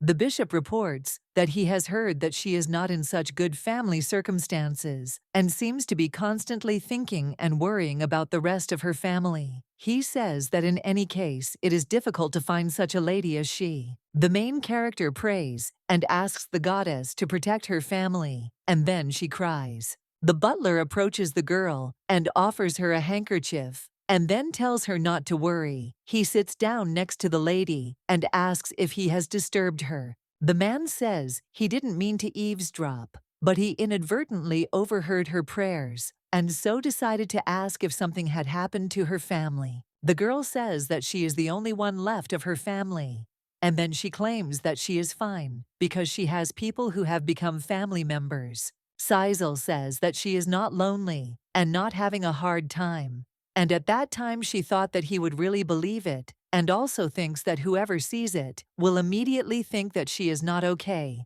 because she looks lonely, and it is clear that she is having a hard time, and she is barely holding on. At this time the gentleman thought that this lady must have a very hard life, if she has such a face, and then he asks if she has a place to live. She answers that it does not matter at all. The girl asks if one basement room is not enough to live with a family and take care of them, and she thought about how until recently they rented a room and lazed around. Sisal says that she really didn't think she would find herself in this situation, and she says that she hasn't met anyone like her grandfather in a long time, and didn't notice how she told him everything, and then thanks him for listening to her and says that she is already leaving. The butler offers to wait for Lady Iris, and then says that he does not know how this will sound to her, and asks if he can talk to the lady for a little while. Kartza asks the assistant if he says that she came here. He answers that it is so, and at that time he thought that in the end he was like a possessed person, because he persuaded Lady Iris and brought her here. But now looking at the head of the house,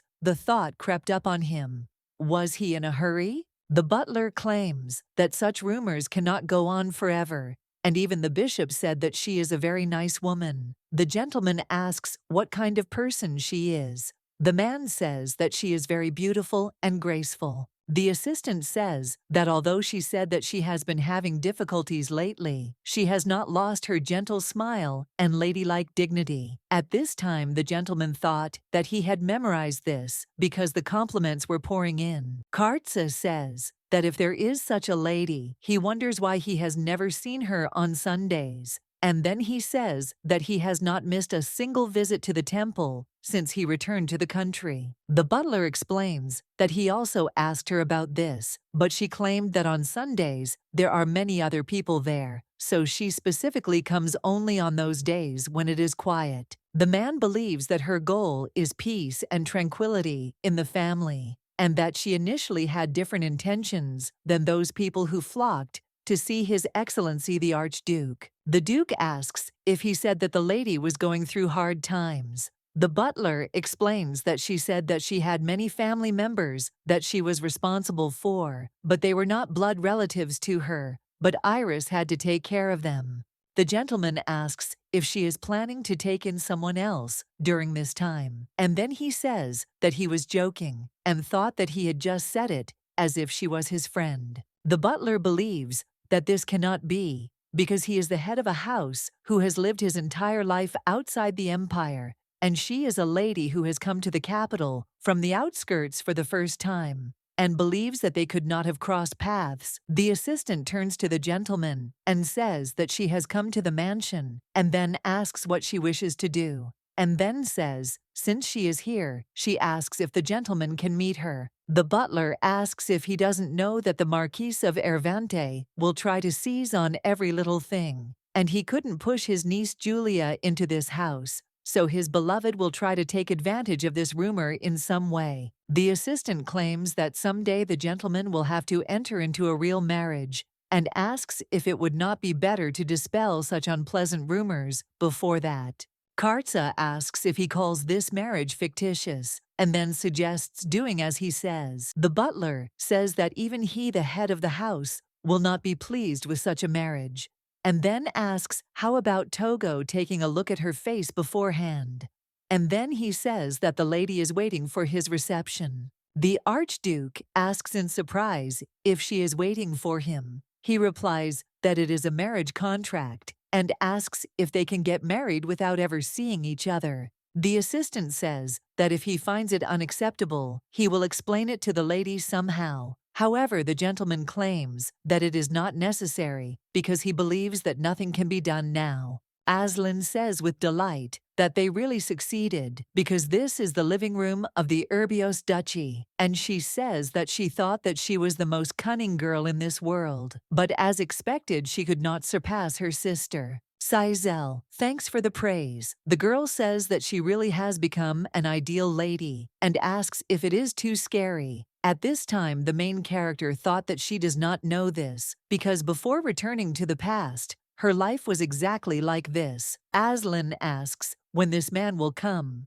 and says that they themselves offered to conclude a contract and now they are trying to slip away. The lady suggests that she watch her language because he is not a man but a duke. The main character saw that her sister had suddenly hidden a precious brooch, and then screaming turned to her and suggested not to do this, but to put it back in its place right now. Asen says, discontentedly, that it is not interesting. The lady asks if she is here stealing things because of interest, and then claims that she must be careful because there is still one obstacle left. The lady explains that the thing is that they haven't seen each other yet, and it's the last ambush before the marriage. She says that maybe the Duke remembers them. The girl with silver hair says that this will not happen under any circumstances because Raya gave him a small dose of medicine. At this time, the main character thought that it was strange because her heart was tingling. I think that maybe this is conscience. Sizel thought that maybe it was because Karza was the man she saved with her own hands, but she assumed that maybe he was not a bad person at all. The butler asks how long she has been waiting.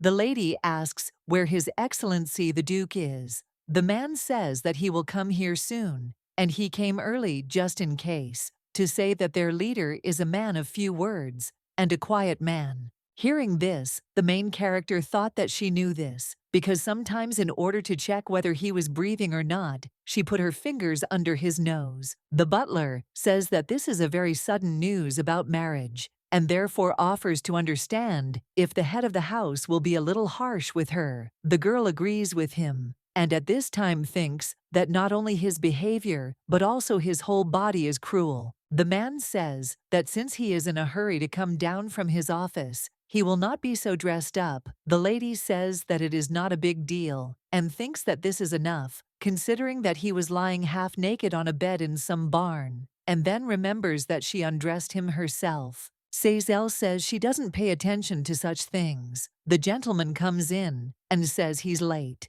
Then he says his name is Kartzi Erbios. Seeing him, the lady thought that he was the most insensitive blockhead, and then greeted His Excellency. The girl does not understand why he dressed up like that. The butler offers to talk about the contract again, and then says that if she signs the document, then starting from the day the state is founded, she will be the Duchess of Erbios for 1 year. Sizel says she knows it. The man says she may have heard that under this contract, an advance payment of 100,000 gold will be made. and in addition, 10,000 gold will be received monthly. However, at this time the girl was wondering whether he knew or not. The butler tells the lady that she has nothing to worry about, and since everything they want, but she interrupts him and says that she knows that she must be devoted, as befits a duchess, and be quiet as a mouse. At this time, the main character thought that he should not worry, because as soon as she finds one person, she will take the money and leave without problems.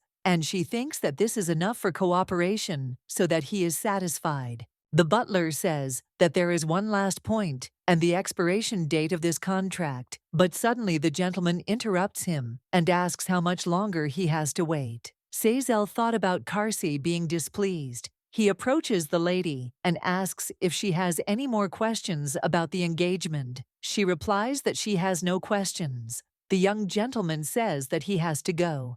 The butler explains that he usually doesn't behave like this and thinks that he's probably busy with something. At this time, the main character thought that he did not remember her and he did not recognize her and therefore thinks that everything is fine. The butler thanks the lady for understanding. The man says that the duchess needs to prepare her wedding dress and therefore offers to follow him. Sazel asks Aslin if she has forgotten her role and then suggests that she be polite.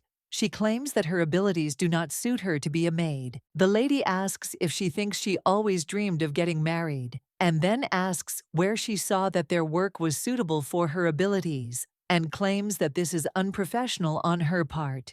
The girl tells her sister that she understood her, and tells her not to yell. The main character asks the butler why he suddenly stopped. He says that there is something there, and at that moment, the lady saw the gentleman. The butler says that they have come to prepare an outfit for the lady, and then asks why the gentleman is in this place. He replies that this is his house. Karsi says that he has many things to take care of, and so he will leave, and then asks what the lady is doing. She replies that she has nothing to do in principle, and says that if he allows her, she would like to look around the duchy a little. The butler says that she will be staying here for a whole year, and therefore she should know the mansion. He suggests that she wait a little, since he has asked the servants to leave here, and therefore it will take some time to call them. The butler says that you can't trust just anyone to accompany Duchess Urbios, so he'll see who's best. Then he says that there is a suitable candidate,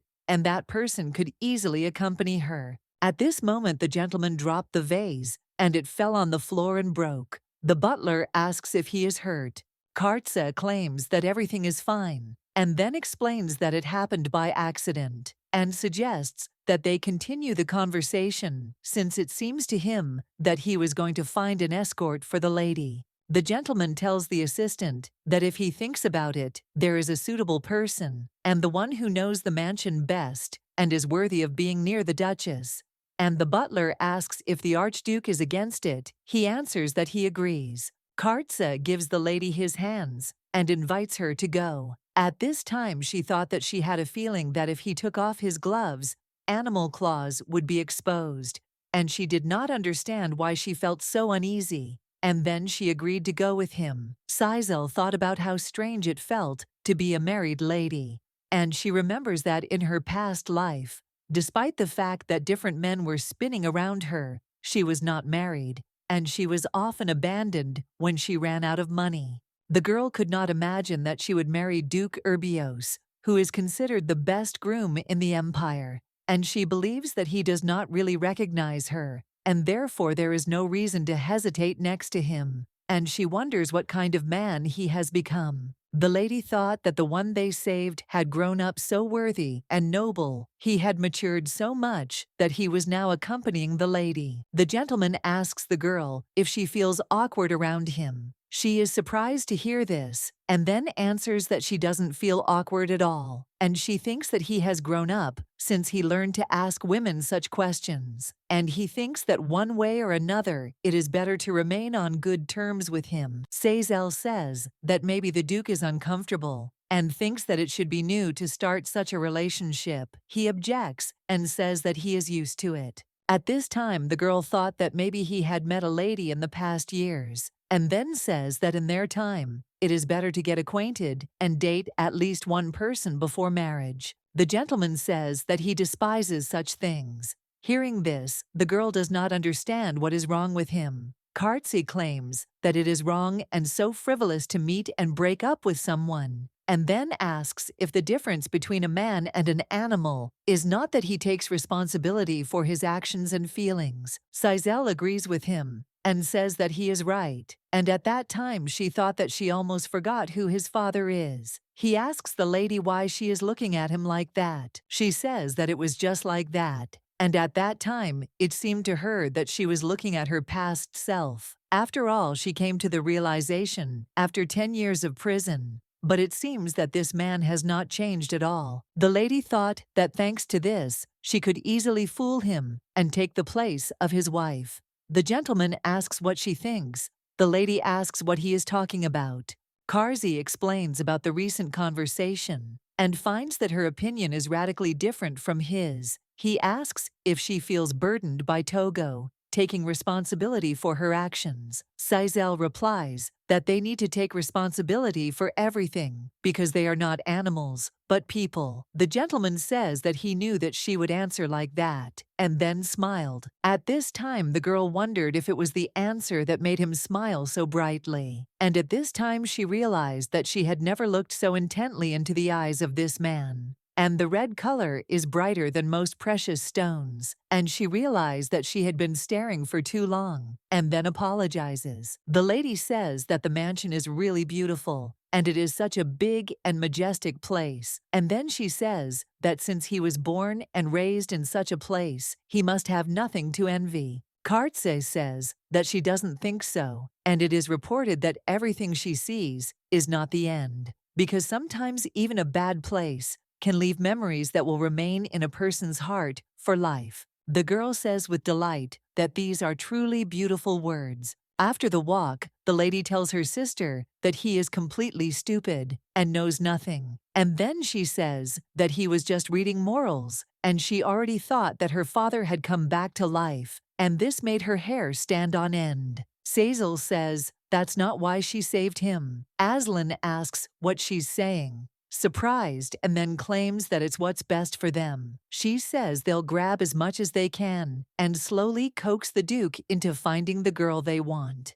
The main character explains that she simply meant that if he were a little more cunning, his life would be easier, and she believes that in any case there is no need to worry because he is one of those fools who never strayed from the path in his life. Aslan says that it is strange, and at that time she thought that sister seems to her even more foolish and understands that it is better not to tell her because there is no need for quarrels with her, and she feels that something is wrong there, but there is no evidence. The sister asks if she noticed anything strange while she was walking with him. The lady replies that now his eyes are just open, and nothing has changed since he was lying in the barn. Aslan knows that as a servant, she has not had the opportunity to properly examine the Duke's eyes, but she knows that these fleeting glances from him make her feel uneasy. Kartsa tells the lady that they will see each other in 2 days. She says that he didn't have to see her off. The gentleman explains that he was trying to do his duty before the ceremony, but he thinks that it seems to have made the lady feel uncomfortable. Hearing this, the girl objects and says that this is not what she meant. Sitting in the carriage, the main character does not understand what kind of strange feeling she has and thinks that it is because of her wariness. Sizel asks the girl if she saw that he doesn't know them at all, but she doesn't understand why she would flow like that. At this time at the ball, the lady asks if they heard that Duke Urbios will hold a secret wedding ceremony tomorrow. Hearing this, the lady asks, "What nonsense?" and she does not understand how this can be. The woman says that one of the servants of their house found out about it from her friend who works in the Duke's residence.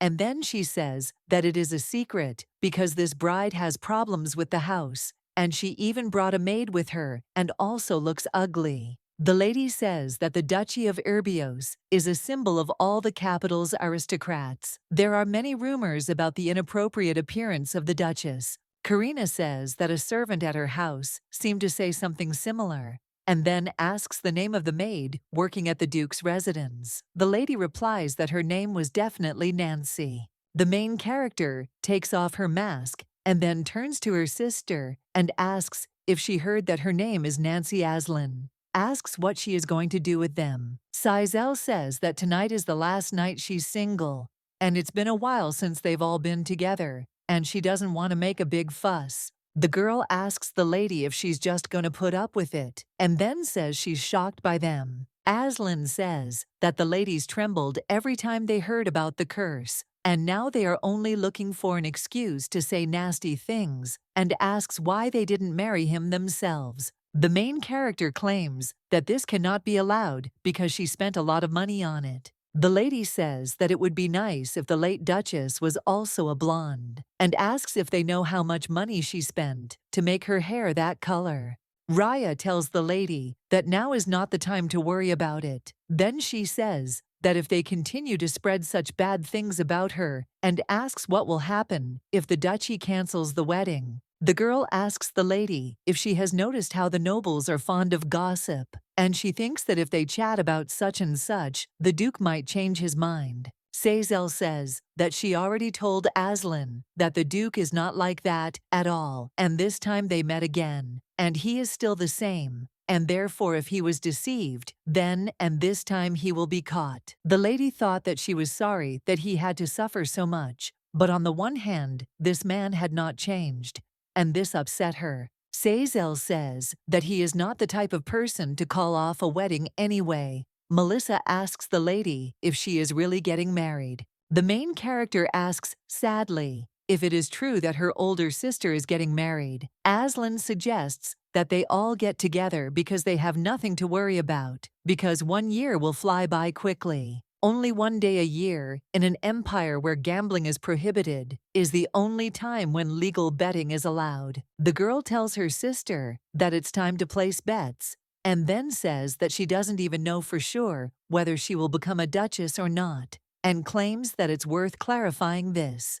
The lady gives Aslan money and suggests that she take it and go ahead. Then she tells her that this bet does not end with just money, and a special bet is allowed within the festival. The man asks if there is anything else on the agenda. Then he says that after the terms of the bet are presented, the agenda that receives the greatest response will be set. The man says that up until now, the most money has been bet on whether Duke Urbios will be able to successfully marry tomorrow. Aslan says in surprise that they already think that their sister will not be able to get married, and then asks what they should do now. The main character explains that they need to change the agenda, and then tells her sister to go and say that there is a new agenda and announce it. The lady asks whether the Urbios duchy couple will divorce within 1 year or not. Hearing this, the lords began to place bets, and the main character says that at least now, no one will be outraged. Sizel claims that she is now sure that most of them are now waiting for her to get married, and believes that only then will there be the divorce they so desire. The world is initially built on the fact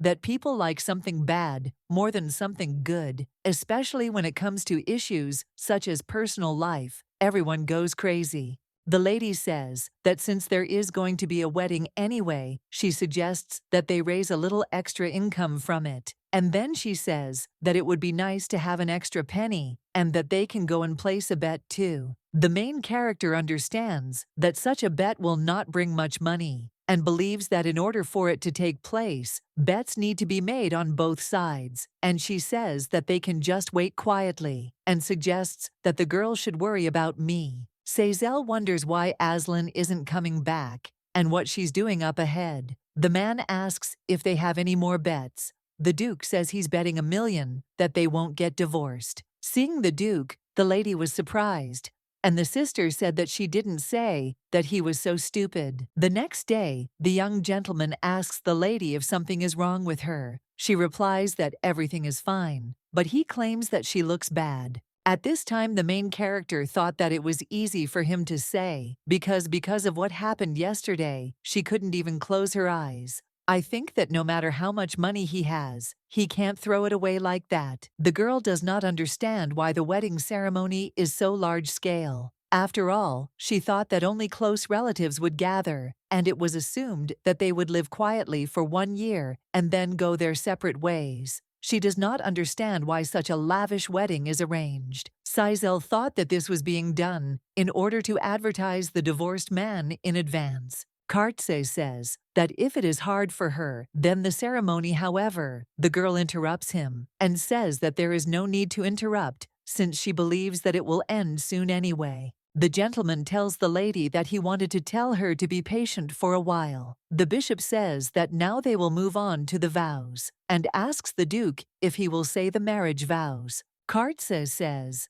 that as the head of the Urbios family, following the will of the goddess, he will fulfill his marital duty before God with body and soul. The priest tells the duchess that she can say that as a person, she will take responsibility for her marriage with her mind and soul. She says that she knows she has to say that. The bishop asks if there is anyone against the marriage of this couple, and then says that he sees that there is not. At this time the girl thought that of course not, since all the nobles have placed their bets. The priest announces that all the meals have been prepared, and now with the blessing of the great goddess, and under the protection of the emperor, the two become husband and wife. At this time the main character thought that she was now a married girl, and the priest suggested ending the ceremony with a vow kiss. Hearing this, the lady was surprised, because she wondered whether it was necessary to do this in a contract marriage. The duke asks the lady where she is going, and then hugs her and kisses her on the lips. At this time the girl does not understand why he is a good kisser at all. Karsi asks the girl if she is okay, and then takes her hand.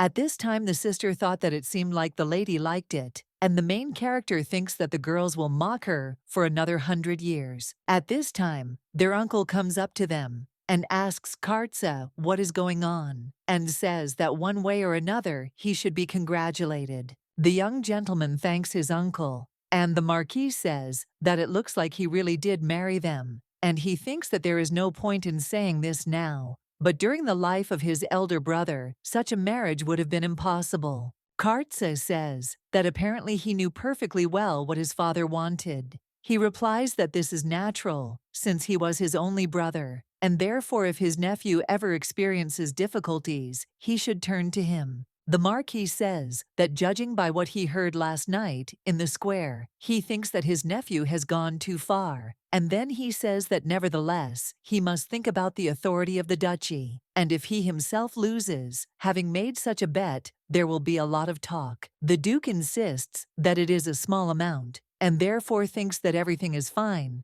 and then says that if you think about it, the last amount he borrowed from his father was about the same. Kartsa says that it seems to him that his uncle does not experience difficulties from this, and therefore there will be no special problems. And he says that in any case, his late father would have liked the fact that his brother came here in person. The duke says he hopes he will be safe on his way back from here. The marquis says that it annoys him to hear him speak like that.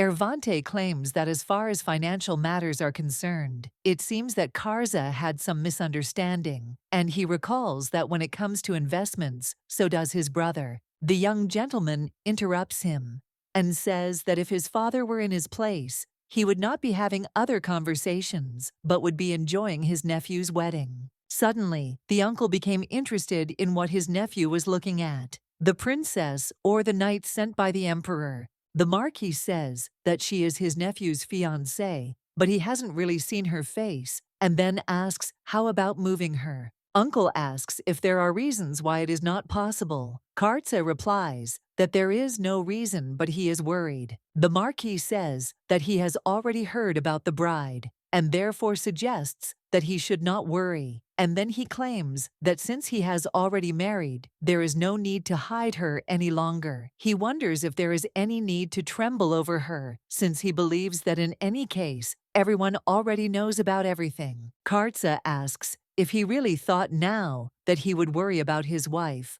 Uncle asks, not so, and that and suggest him not to worry because he will not ask questions that will put the Duchess in an awkward position. The young gentleman says that because of this, the Duke's family will not fall flat on their face, and then explains that he meant his uncle. Hearing this, Ervante turned around and left. Zion tells the master that he did the right thing because he does not understand how his uncle dares to come to such a place and disturb him, and then asks if it is too impudent. The Viscount says that it was obvious that the Marquise intended to disgrace the Duchess. Then he claims that he did a very good job of it and asks how the gentleman came up with such a thing. Kartsa explained that he was sincere because he was worried about his uncle. The main character saw that the gentleman had just smiled while talking to the Marquis, and at that moment, she thought about whether he knew who had brought him to such a state. Sizel doesn't understand why there are no decent people around her, and wonders if it wouldn't be better to just rob him blind with a clear conscience. The girl thought that if her boys were nearby, she could at least speak out, but she understands that the servants cannot even attend the wedding feast. Suddenly, Princess Ivona came up to the girl and greeted her. Sazel said that it was an honor to meet the princess. Ivona claims that she is delighted to meet the famous new Duchess. At this time, the main character thought that those rumors spread by the ladies at yesterday's festival seemed to be only about her and the wedding. And she thinks that since they went to the same academy, there must have been something between them. Sizel realized that everyone around was curious about the conversation between the princess and the Duchess, and even that man was looking at them. She noticed that he was even looking at the princess. The main character thought that if it came down to it, the two of them should have gotten everything from the very beginning, and she thinks that if that were the case, she wouldn't have been able to fool Kartsa and get there. The princess turns to the Duchess, and she apologizes and then asks what the lady said, and at that moment, she became curious about what she really wants. Sizel asks if the princess has something to say about the Duke, and she thinks that judging by the expression on her face, she hit the nail on the head. The main character assures that everything is fine, and she can talk. The princess says that those rumors are about the Duchess. The lady asks if she is talking about those bets last night, and then claims that they are just bets at the festival and should not be taken seriously. Ivona says that this is not the case. However, the lady continues to speak and assures that it is true. She says that for the honor of the Urbios family, the Duke hoped that unpleasant conversations would not come up again, and that is why he made such a bet. Sizel looked at the princess and thought that she was cute and didn't know that she had a weakness for it. The Duchess asks if she is interested in anything, then maybe she should call the Duke. The princess assures that there is no need to do that. And at that time, the lady thought that if she retreats like that, and she shouldn't lean on her, and since a year after she leaves, the princess will be the most ideal partner for Kartsa, and within a year, no matter what anyone says, he is her husband. The girl understands that since she has received enough money, she must conscientiously fulfill the terms of the contract, no matter how nice the princess is. The Duchess asks the princess if she can leave her, as she thinks the butler is looking for her. Ivona says that then they will see each other next time. The lady says that it was an honor to meet her. The maid of honor turns to the princess and says that they need to go back. The lady says that it seems that she really doesn't know anything because the Duke has never lost a bet in his life. The butler informs that this is the Duchess's bedroom, and he does not know whether she will like it. Seeing the room, the girl was surprised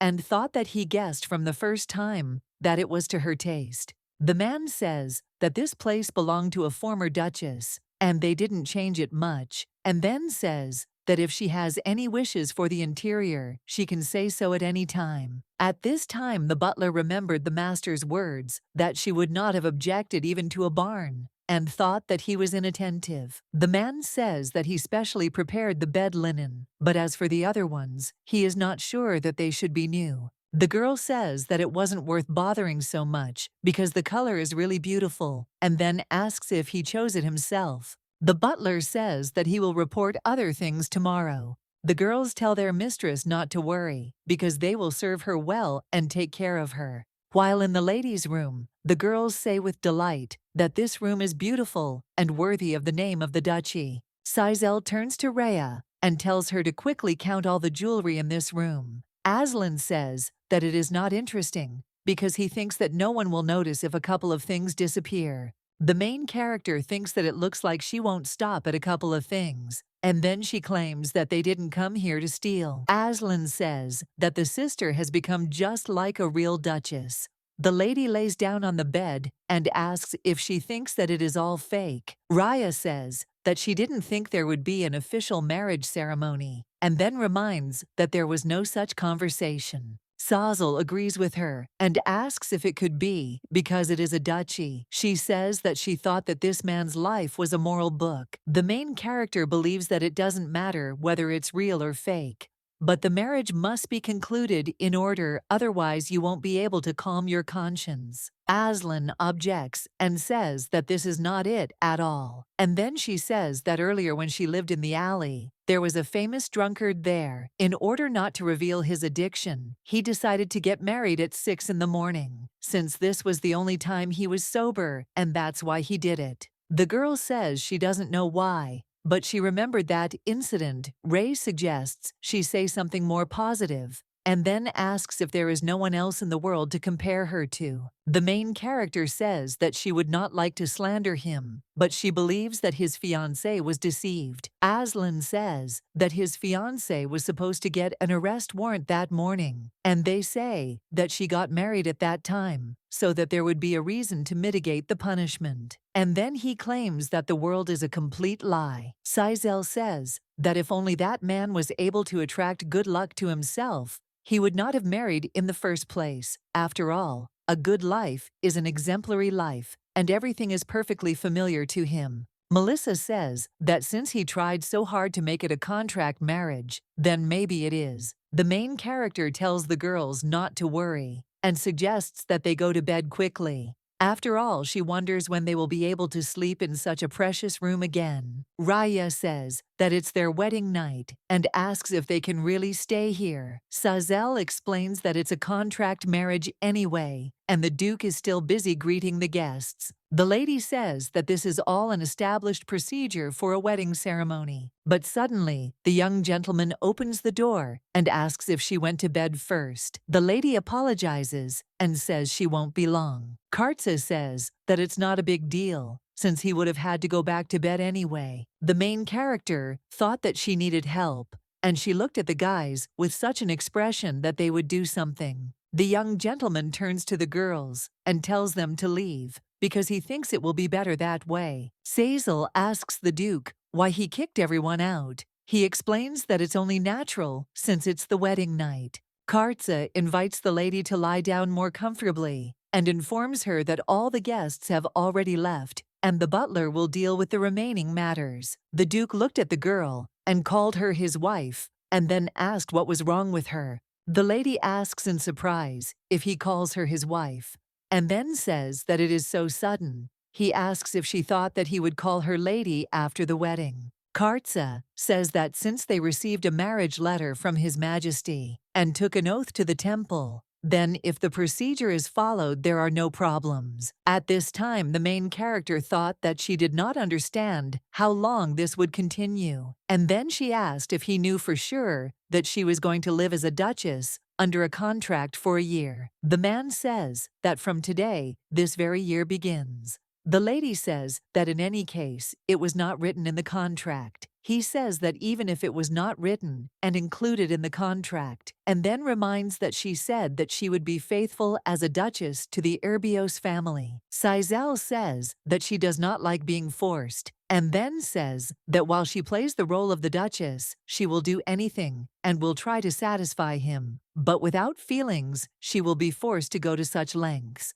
Kartsa says he doesn't know what she's talking about, but he doesn't like the pressure either. He says it's tradition and the groom's duty. The young gentleman touches the girl's face and says that if she thinks that this is coercion, she assures that this is not so at all, and at that moment she thought that he came to lift the veil. Kartsa says that he is leaving, At this time, the main character thought that it was good but awkward. The gentleman says that he will tell the butler everything himself, and then asks his wife, what about the guests? Sazel says that she also greeted them, and luckily Princess Yvonne greeted her first. The Duke asks what she said. The lady replies that there was no special conversation, and then says that it is strange to say this, but she is a very young and pure girl. Sazel says that she thinks the princess grew up in wonderful conditions and is a good fit for him, and then reminds him that he said he would go to his room. The gentleman explains that he decided not to leave,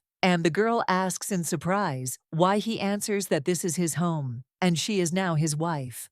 Kartsa touches the girl's head and suggests that she go to bed quickly. He says that he will tell her in advance to refrain from forcing her to do anything. Lying on the bed, the girl thought about how she had been pushed away and believed that if she was embarrassed by the swindler, her pride would not be hurt. Sazel knows she can't stand it when such a jerk puts her in an awkward position. When the girl fell asleep, the gentleman looked at her and thought that she was still the same as before. He thinks that it was not necessary to do this. There was a time when the main character lost everything and wandered the streets, and in this world there was nothing that belonged to her. No friends, no love, no money.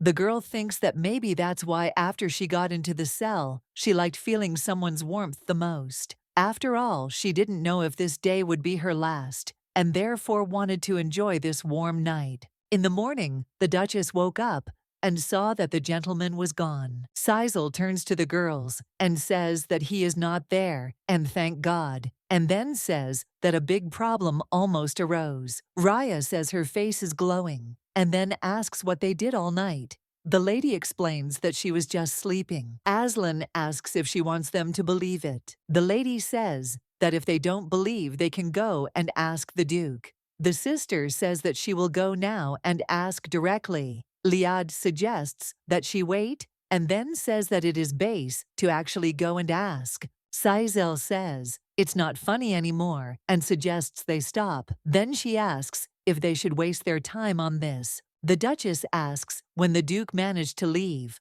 Raya replies that it was still early in the morning, and he said that he needed to meet with guests and hold a meeting. Raya asks the lady if she will go to meet the Duke. Hearing this, she asks why, and then claims that she will not go because she has no business with him. Sazel suggests the girls listen carefully, and then says that until the day they reach their goal, they just need to do their part. Aslan and Raya are maids, and Melissa is an elite younger sister, and she is also a duchess. The lady says that from today onwards, according to the schedule, calmly follow the rules of this house, and all you need to do is take care of yourself and change the atmosphere inside the house. She asks if she was understood. The Duchess suggests that they go out and pretend to wait for her, and then claims that they are doing a good job of it. Raya explains that it is because the Duke called them and told them to do so, because Madame had been overzealous all night, with sincerity, as if she wanted to bring the dead back to life, and he asked them to take care of her. The man asks when the Duchess will visit the imperial palace. Karzi replies that they will see, and says that in any case, His Majesty knows that this marriage is not real. Zion reports that since His Majesty is interested in various rumors about the Duchess, the Emperor would like to see the two of them in the palace. The Duke says that he cannot promise, since it is not something that can be done under duress. Sazel turns to the Duke and tells him to talk to her a little, and at that moment she sees a guest, and the gentleman offers him to go out for a little while, and the girl asks the gentleman what he is doing now. He answers that, as she sees it, he is doing his job. The lady screams and explains that she doesn't mean it that way.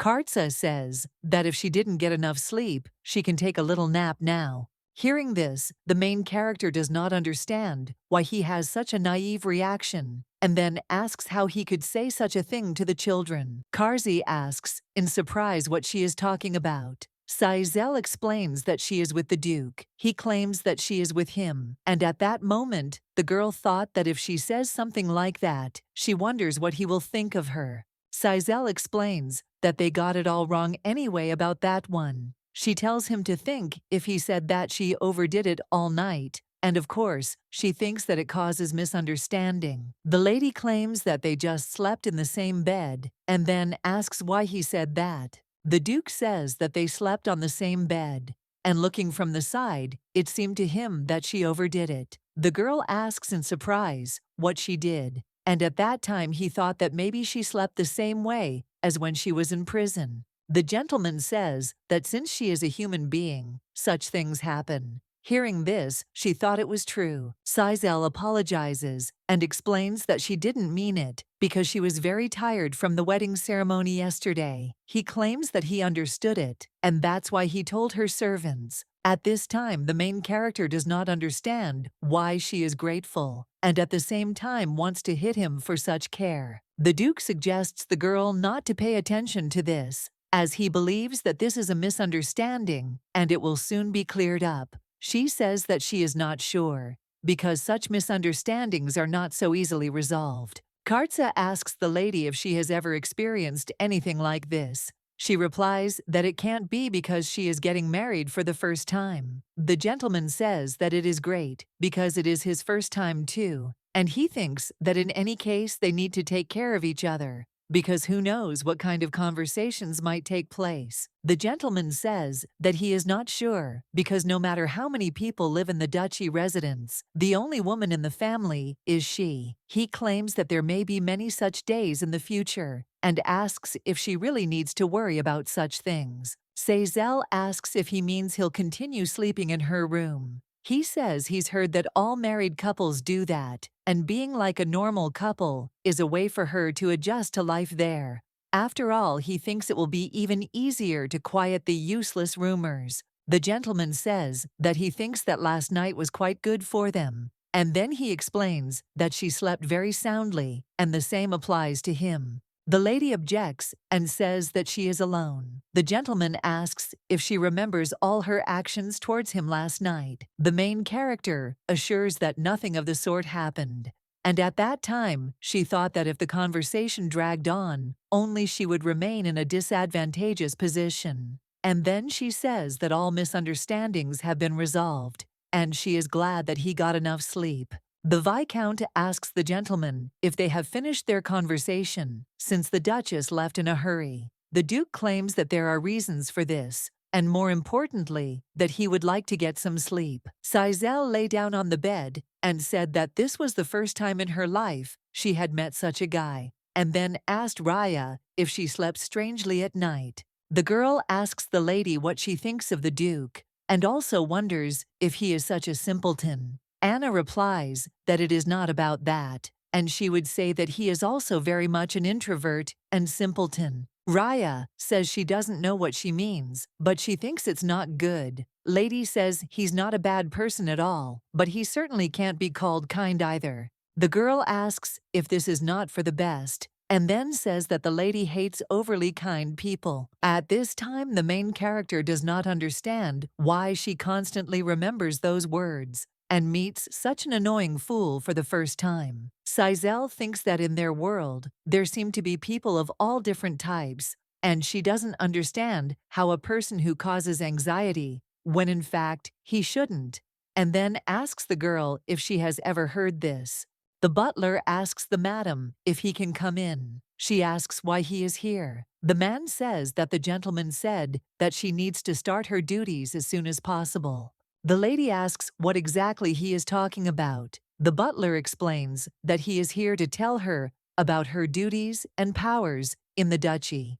And then he states that no matter what anyone says, she is the duchess here, and he must transfer her rights as mistress of the house. The man says that in a few days there will be an annual event in the house, and all members of the ducal blood will gather. And then he says that if she wants, he will start telling her about the procedure right now. The butler explains that he really can't be the lady of the house all the time. The duchess says she doesn't mind. The man says that now that he is old, the young duchess must take care of everything anyway. Sizel says in surprise that there is an old butler in their village who did all the work himself until he was 80 years old. Then she turns to him and claims that he looks young. The butler says that he cannot force a noble lady, because the Duke also said to do everything without any coercion.